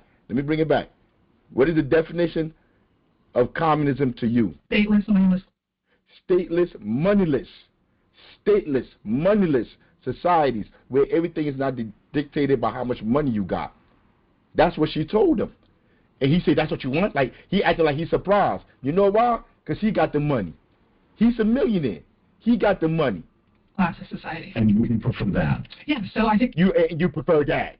No, I prefer a society where you got to have money to have everything and not just be oppressed because I ain't got no money. Like this... that we should be moving towards, communism. Yeah, stateless, moneyless, classless society. So you don't think a person like me should exist with the amount of wealth that I have? No, you shouldn't exist. Because you're a liar, you're a fraud, and you're a thief. No, you shouldn't exist. Because you use that money to oppress other people. There should be no billionaires or millionaires. We should all be able to survive and eat, bro. Nobody should be starving. That's what I believe. And if you don't believe that, this ain't the space for you. Go over there where you want to align with people that you're not. Because I'm a field Negro. I'm with the field Negroes. So why would I want a society where Master got everything and I ain't got nothing? And he act like he's surprised. See this is what I be talking about, smacking people. Because he's standing in front of me talking like this. I'll be like, what the fuck is wrong? You know what? Yeah, because I think that we're getting to this point where we're creating fake scarcity for people like you to accumulate the wealth that you have on the basis of private ownership. Okay, so you're not capitalist. You're like, look what he's saying. So you're not not capitalist. You're clearly not capitalist. Yo, listen to this idiot. She's been telling you since she sat down over there who she is. But he don't even know what to say. So he's just mumbling stuff. Definitely not capitalist. You're not socialist. You want to go full. You're not socialist. You want to go full out communism. What's a communism to you? What's a communist to you? Communism. So what do you think that looks like, though, is the thing, right? So what Marx actually wanted was for us to reach a point where we no longer have the scarcity of resources that has kind of predicted history as it looks like now. It wouldn't happen now. Right. It would happen as we automate. Why haven't you responded to any of my statistics? Would you consider China It's almost like we're not having a conversation. You're not having a conversation where you have an argument that's been proven that it's not working. It's almost like I just gave you a definition of communism for you to critique, and you haven't been able to. It's such a great system. Why are others listening? Because we've never been at a point for it to happen. Because we've not found a noble person. No. You see, because we've not found a noble person, that's why communism hasn't happened. How about the CIA, all of the FBI, all of you? How about the British, the French? All of you have been attacking communist countries, blowing them up, hitting them with nuclear weapons. Now, anybody that want to go create a communist government is scared because they got to enter into your hegemony. They got to get you. They got to come borrow money from IMF from you to try to build up their country. And then when they come borrow money from you, that country belongs to you. All their natural resources got to go to you. So you don't allow no communist states, because you know communist states are against everything you stand for. So he talking about because there's been nobody. Yo, it ain't an individual that governs a nation. All these nations are not governed by individuals. The United States of America is not governed by Trump. If you think that, you're politically naive.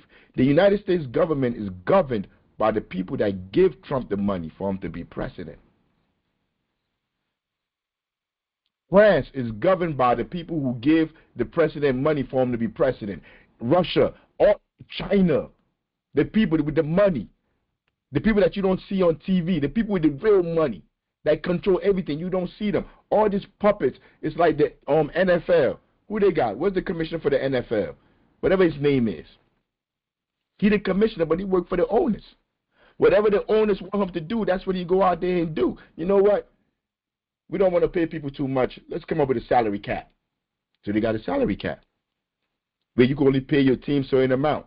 So all of them, they make sure they eat. Yo, you know what? We don't want this player in the league no more. The commissioner found a way to keep that player out the league. Commissioners work for the people that control stuff. There are no politicians on this planet that I know of that control anything. They're all tools of imperialists. So when people be like, yo, Israel is controlling America, Israel not controlling America. The same rich people that's controlling America controlling Israel. You know, the people that be giving Trump the money, Sheldon Adelson, his wife, all these different people. And then who's the likely that's not if you were to read the plain text of Marx, we would see that he wanted to manifesto. I promise you, if you have, you wouldn't have said that. Yeah, that he said, I read the Communist Manifesto. He never read the Communist Manifesto. He's a freaking idiot. You could tell he never read the Communist Manifesto from the way he talk. He don't even know what communism is. If you read the Communist Manifesto, you understand. If you read Capital, you understand what communism is. That idiot don't even know what communism is. Because the spaces that he's been allowed, he's comfortable in those reactionary, conservative spaces to just say Marxism bad. He wouldn't take time to go read it and understand what Marxism is. He wouldn't even listen and accept it. She's trying to school him. He's not listening. A socialist. Have you read Walter? Yeah, so I've read Das Kapital, I've read the Communist Manifesto as well, Engels' collected works, etc. If you think that the communism is in any way having wages or us having, privatized production, you don't know what. Choose my dreams, and I refuse to do that. What do you think? My Where'd you get that from? What do you mean? Oh, having that, you don't have a conceptual. That's exactly what you do when you talk to people like that. You just get up and walk away from them. I don't know why you shook his hand. I would have spit on him.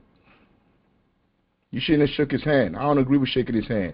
These people are like, they're the opposite of you. They're the one that's standing in the path, in the way of us getting a society where we can live in and enjoy life. There's no reason to respect somebody like that. Ooh, that's Aaron Dixon. I guess I'm coming to this part right here.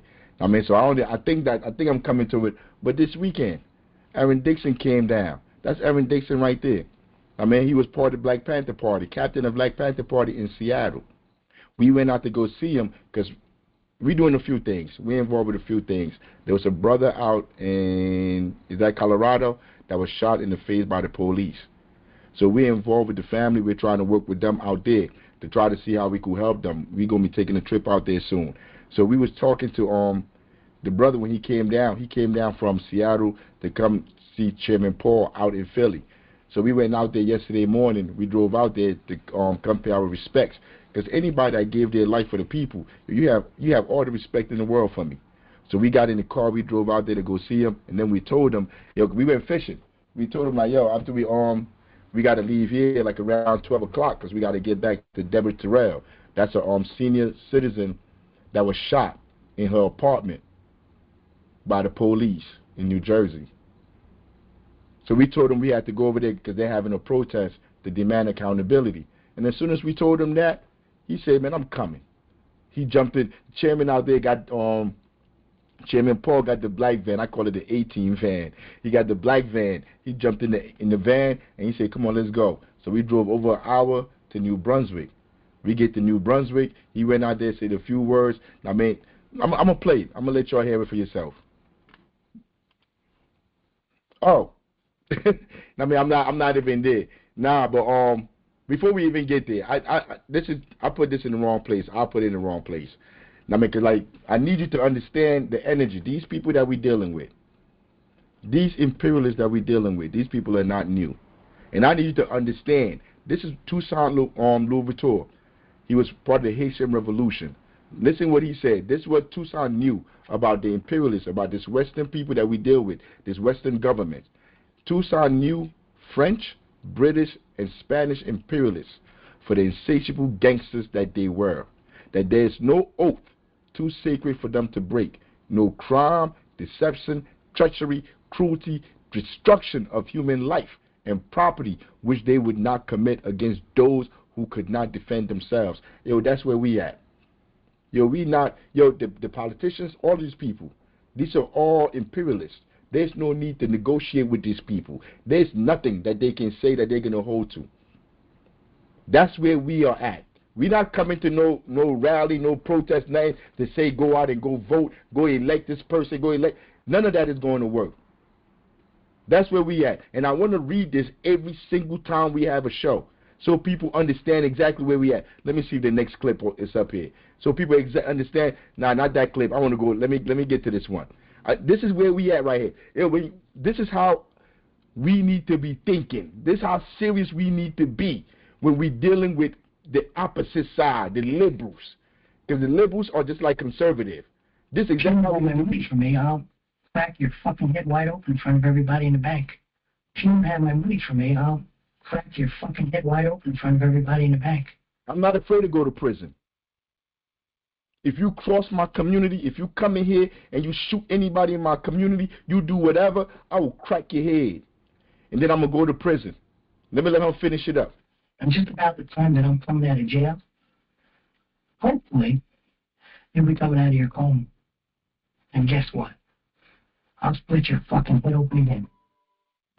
That's the energy we need to have in our communities. That's how important our communities, our children, our wives, our mothers, our sisters, that's how important they are to us. That when somebody brutalizes them, somebody do something to them, we're willing to crack their head. I take that assault charge and go in there, crack that head, attempted murder, whatever. And then as soon as I come out, as soon as you're about to wake up out that coma, I'll crack your shit again. Come here, go shoot my son 30 times in the back and think you're going to be walking around here free. Go shoot my son for having a candy bar in his pocket. Go do something to my family.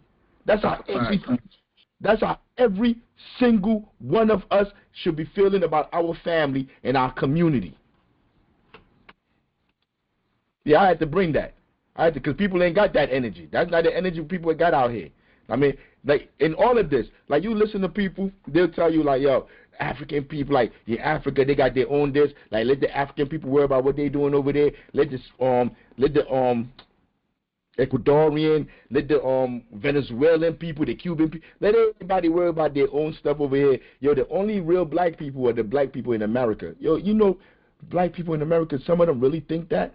The only official black people are African Americans. They don't understand we under imperialism. It's a class system, and they use this all around the world. This is Thomas Sankara. The United States government, the Western imperialist government, killed them too.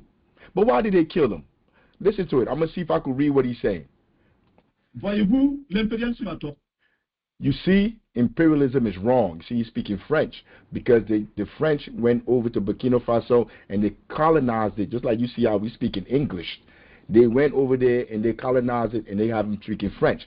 And he said, the first thing he said, you see, imperialism is wrong. This is Thomas Sankara. He was the president of Burkina Faso in 1984. Listen to him. Mais l'impérialisme est un mauvais élève. But imperialism, C'est un mauvais élève. but imperialism is a bad student. C'est un mauvais élève. Quand il est battu, when it's been defeated, when it's been sent quand il est renvoyé de la classe, il nous out of the classroom, it goes back in again. Remember I told you how the socializers early start. Imperialism. When these people come in, when these countries come in, when it's imperialists, even in our public schools, and they're teaching our children that the slaves were freed by Abraham Lincoln. Like, that's what he's talking about. He's explaining that from France. France doing it to Burkina Faso. It's a bad student. Imperialism is a bad student. It never learned the lesson of his failures. Imperialism never learned the lesson of his failures. The Democratic Party, they never learned the lesson of their failures. They don't learn nothing. They don't do nothing like to see why they lost. Why? Because why? They're all the same. It never draws the lesson from its failures. It's over there in South Africa. Imperialism is over there in South Africa. Remember, this is 1984 when he's talking. Look at that black man. He like some black dude that I see outside. Look at him. Handsome, young, vibrant, fighting for liberation. Imperialism is over there in South Africa as Zionism, cutting African throats just because those Africans, yo, like I just said, black people in America think they're the only black people. Yo, he's in Burkina Faso. He's talking about what's going on in the Middle East, in Arabia, and he's talking about there are black people over there, there are Arabs over there, and there's imperialism over there cutting their throat. Now he's talking about South Africa, my bad. Right here he's talking about South Africa, that there's imperialism over there cutting their throat. Simplement parce que ces Africains pensent à la liberté comme vous aujourd'hui. Are thinking about freedom as you are today. What did he say? Well, let me go back. Cutting African throats just because. Yeah, they're over there cutting African throats just because those Africans are thinking. Liberté comme vous aujourd'hui. Are thinking about freedom as you are today. L'impérialisme, il est là-bas. Imperialism is over there in the Middle East. En train d'écraser les peuples arabes, c'est le sionisme. Imperialism is everywhere. Remember, this is 84.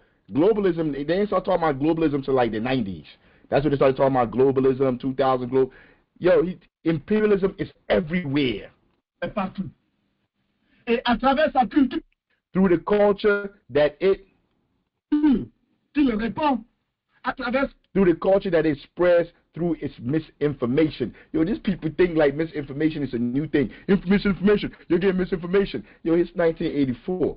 And he's telling you, they're spreading misinformation. How they spread it? Through the schools, through the media outlet, they're fake journalists. That's what he's explaining to you. Everything that we're talking about now, he's talking about in 1984. That's why they killed him. Cette fausse information, il nous amène. It gets us to think like it does. Imperialism gets us to think like it does. Like, yo, the qualities I'm going to look for in a mate, or I'm going to look to somebody that's attractive, is if they have money, if they have nice Jordans on, if they have clothes on, material stuff. Nothing about intellect, nothing about knowledge. Oh, is he 6 foot tall? I ain't messing with nobody that is 6 foot tall, that ain't got no money, ain't got no bank account. That's what you're looking for. That's what imperialism has taught you through them stupid movies and all that stuff that you watch. Tyler Perry, all these goofy celebrities, entertainers, musicians, with Beyonce. This is all the stuff that they feed you in your mind. Subtle stuff that they feed you like Novocaine to have your mind numb and dumb. And they produce that, and you think that's culture. Like they tell you like a black business. You go around, everybody talking about black business.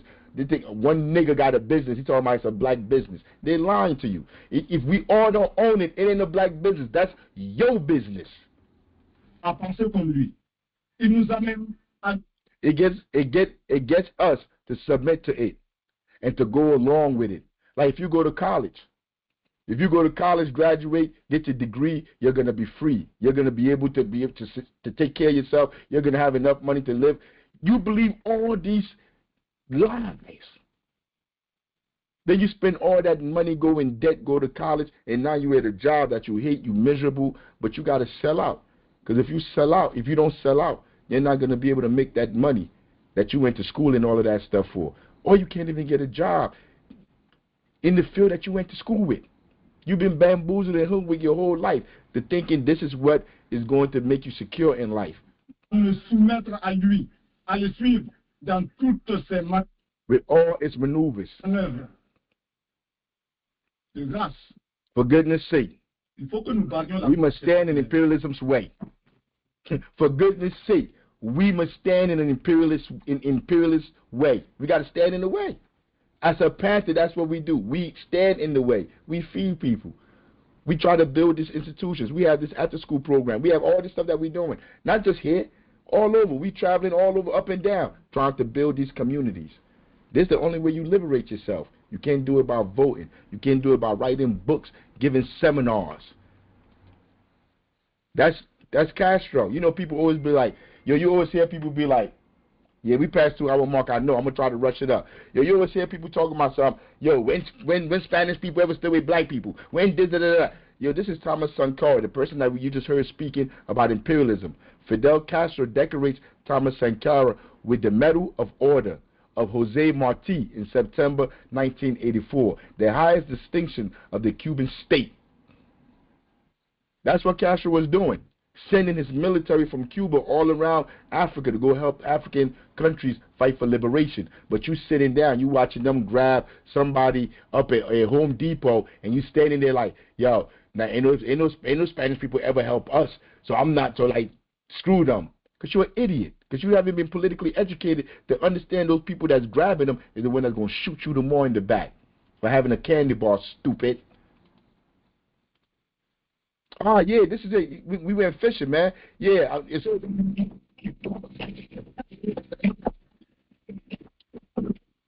Well, I'm about to listen.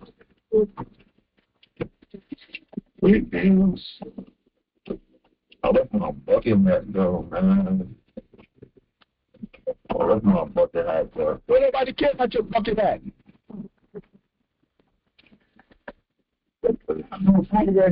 We went fishing yesterday. We was over there. Remember I told you, I told Aaron, and Aaron was like, yo, I'm getting in that truck. We was outside fishing. There go Aaron right here. We outside, we chilling, we talking. I'm eating that chicken. I was ripping that chicken and that biscuit up. Well, I was hungry as hell. But we out there chilling. So as soon as I told him, you see Paul back there fishing? Yo, we not superheroes. We just like everybody else out here. We just like you. I mean, but it takes all of us to come together for us to be able to do anything we want to do to affect the change we want. But anyway, so we out there, yo, we was talking to him. He was giving us some good information. I mean, and then he said he wanted to come, so we went out there. That's us right there. We left. We in Philly now. No, we left from Philly. Now we in New Brunswick. I mean, we went like we get there. There's a lot of people at home. That's Tremel Pittman right there. That's who his aunt was, the one that was killed by the police. The senior citizen that was killed in the senior home by the police. That's his aunt. And I told him he's been an activist for a minute. For decades he's been out giving his life for other people brutalized by the police. I told him whatever you need from us, we coming. I mean, so when he said they having this, the press gonna be there, everybody gonna be there. You know, we told our OG, one of the original founding members of the Panthers, and he said I'm coming. So we came out. He gave him the mic to speak.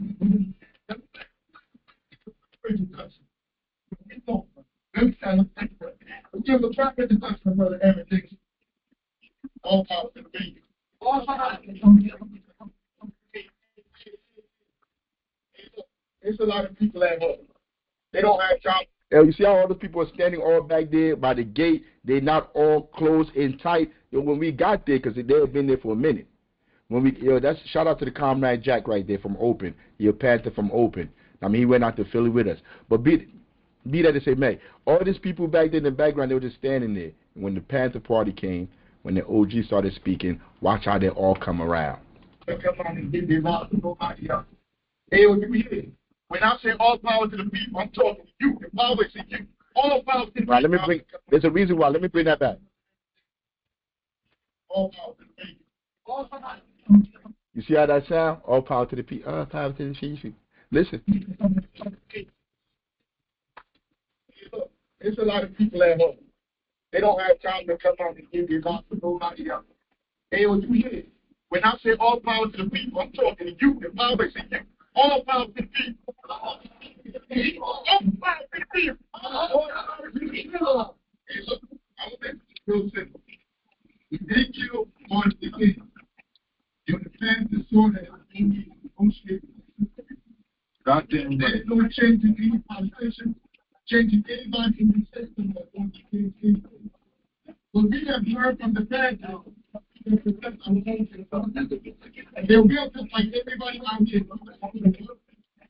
Jobs, we all have children. And we understand we want to change our community. We must create ourselves. We didn't come up with that on our own. See, we went through this for education. We learned what our ancestors left here with us to study. I am fortunate to introduce to you Aaron Dixon, one of the founding members of our organization. And they've already told us, they've already given us the marching order. In fact, we went to see them this morning to get the marching function. We're not told us that we was headed in. You got it involved in the order. You got in that day before one day in. Instead of giving you words and whatever. So I'm going to get the mic on. I'm not going to say about that. And let me say a few words.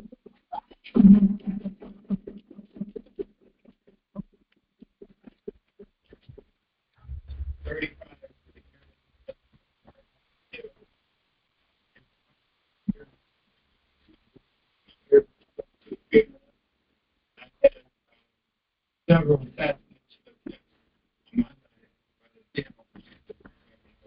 give those known by the FBI. But the Black Panther Party understood what this struggle was about. It's about us empowering ourselves. It was about us coming together and supporting one another. It's about us defending ourselves, learning how important it is to learn how to defend ourselves. We have a right to defend ourselves.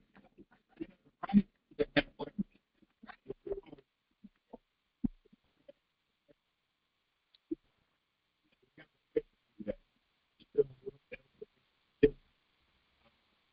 Shame that we're here right now talking about the same problem.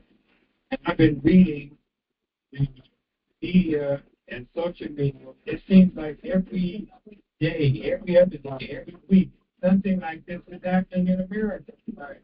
You know, Trump has given the green light that they are no more turn the law away. The police now know that they are not be held accountable for killing an innocent black person. And that's what they're doing. That's what they're escalating us to do. Now, one of the things that we have to do also, when I was growing up in the 60s, we supported one another. That's right. I could go next door and get some sugar. I could go next door and get an egg and some salt. And didn't feel embarrassed about it. That's right. Because we supported one another. We stuck together. And the community came out and supported us. We were told by Bobby Seale, if your office gets raided and the community comes out and protests and supports you and defends you, then they know you're doing your job. That happened to us in Seattle, and it happened to us in Chicago, and happened in L.A.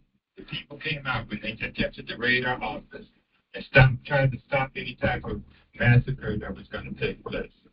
But it's a shame that we're here now because how long has Black Lives Matter?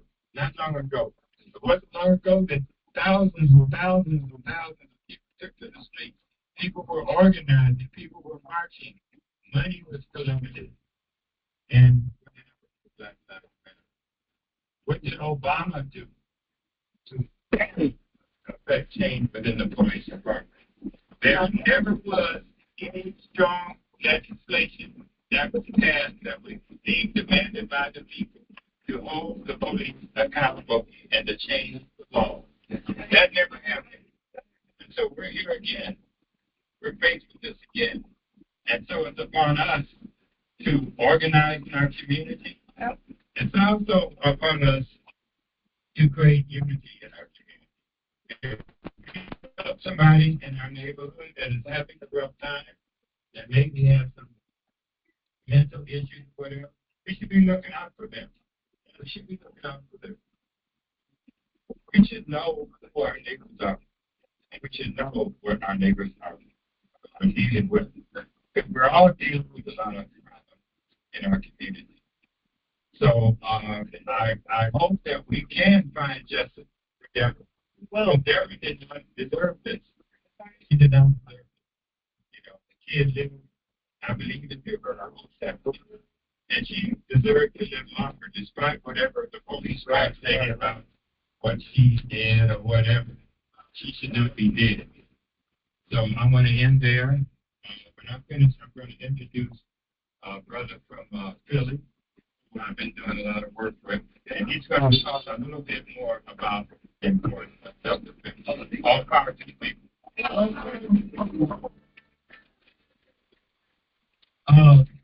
Next from the Los Angeles chapter of Philly.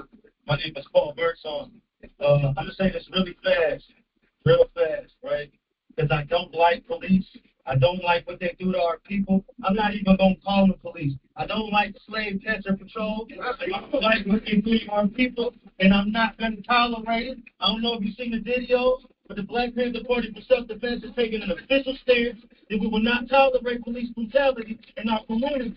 We want to encourage every black man and woman that can be legally armed to go get your license to get legally armed. We want to encourage you to stop just pointing your phone when you see the pigs beat on your people and to get involved. Yeah. Right? So this is an apartment building. Everybody was there. Everybody could have got involved. That's what needs to take place. You only need, if you see one person with a camera out already, don't pick up your phone, pick up your fist. Like that. Like Aaron Dixon said, Obama didn't do nothing. Right? Biden said he was going to do police reform. He didn't do nothing. He just stuck in laws and just. Hey, I'm going to sleep. Right? And now Thank you. Right? So what can you do about it? So,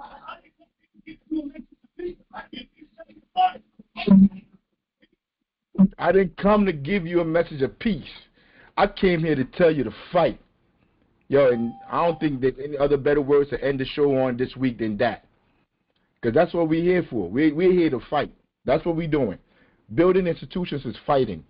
Joining their institutions is not fighting. You're becoming a collaborator.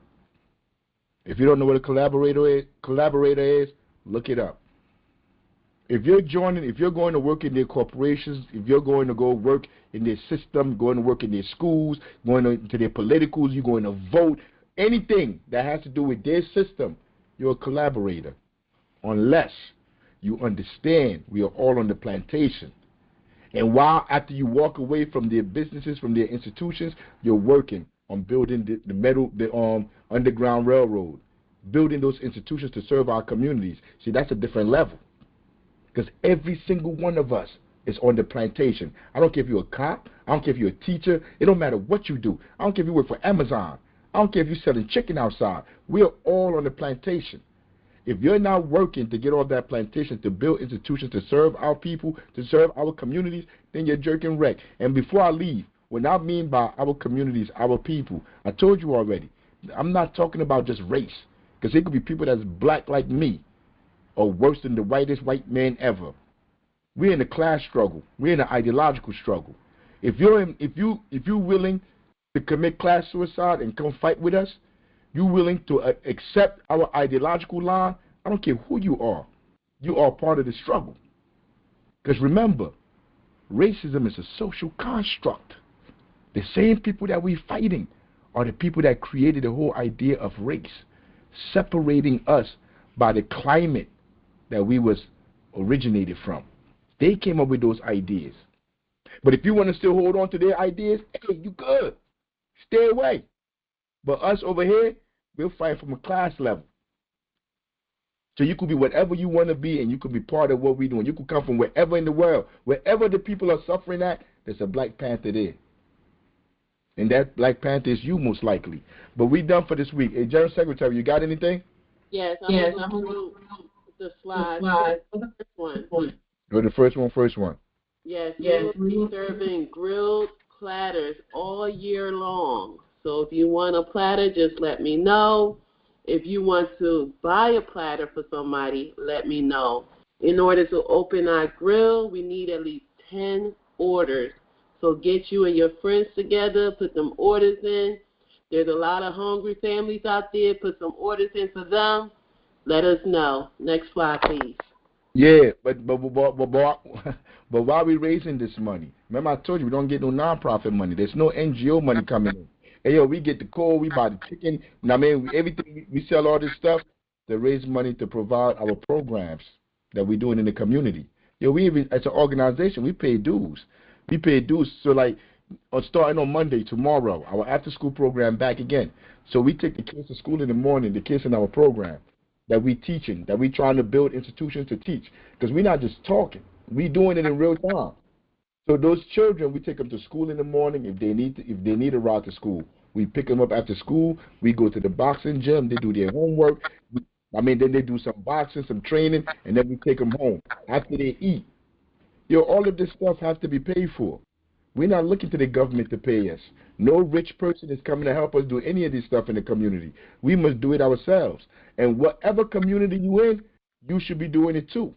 If you want to be a Panther, this is how you organize and bring the people in. Because once you serve those children, but for 5, 10, 15 years you've been working in that community serving them, they understand what the truth is. They know you're genuine. You're not a fly-by-night kind of cat that just coming in there talking, and at the election season you're gone. You don't do nothing. Next slide. I got you. And we're also selling merchandise. We have adult T-shirts for $20. We have youth T-shirts for $10. We have adult hoodies for $40, and we have youth hoodies for $20. That's another way you can support us. Just hit us up. You know our social media information. The Cash App is up there. The email is up there. Next slide. And like the chairman said, all those things that we're doing, the money we're raising is to support these programs, our after-school enrichment boxing program. Next slide. Our summer camp. Our youth basketball scholarship program, which is was created by our Minister of Youth Development, Poppy Roberts. Him and his friends that he grew up with in our program want to give back to the youth. So they started a youth basketball scholarship program. So you can hit them up if you want to donate to that program. I believe they have given up to like $1,000 so far to the kids that went through that program. And that was over the summer. So I want to give big props to Minister of Youth Poppy for doing that. And then also our free food program. And I think that may be the last one. Oh, yeah, and also our chapter that we're helping to form in Dominican Republic. Yeah, because we are a national, international political organization. Wherever there's oppressed people, that's where we're going to be. And also our housing program. That's it. So all power to the people. We'll see you next week. I got to go. If anybody got anything they want to chime in or say before we close out, the floor is open. Yes, it is open. But you better hurry up. I got to go check my fantasy stats. Things looking real rough over here, man. Oh, the floor open. Anybody want to say something? All power to the people. All power to the people, yo. All power to the people. Yo, let me see who in here. Who's in here? How do I see who's in here? People. More. I mean, wait a minute. Hey, how you doing, CEO? CEO? How you doing, Karima? How y'all doing? Well, hope all is well. Karima good. Hope all is well. Hope all is well. Hey, yo, Thank you. I'm still trying to get my grandson in your program. We waiting. We gonna wait for him. Yeah, tell him we squatting waiting for him. Okay. Thank y'all. You're welcome. Hey, Karima. Hey, I'm going to my football Sunday, man. All power to the people. I live for the people. I die for the people.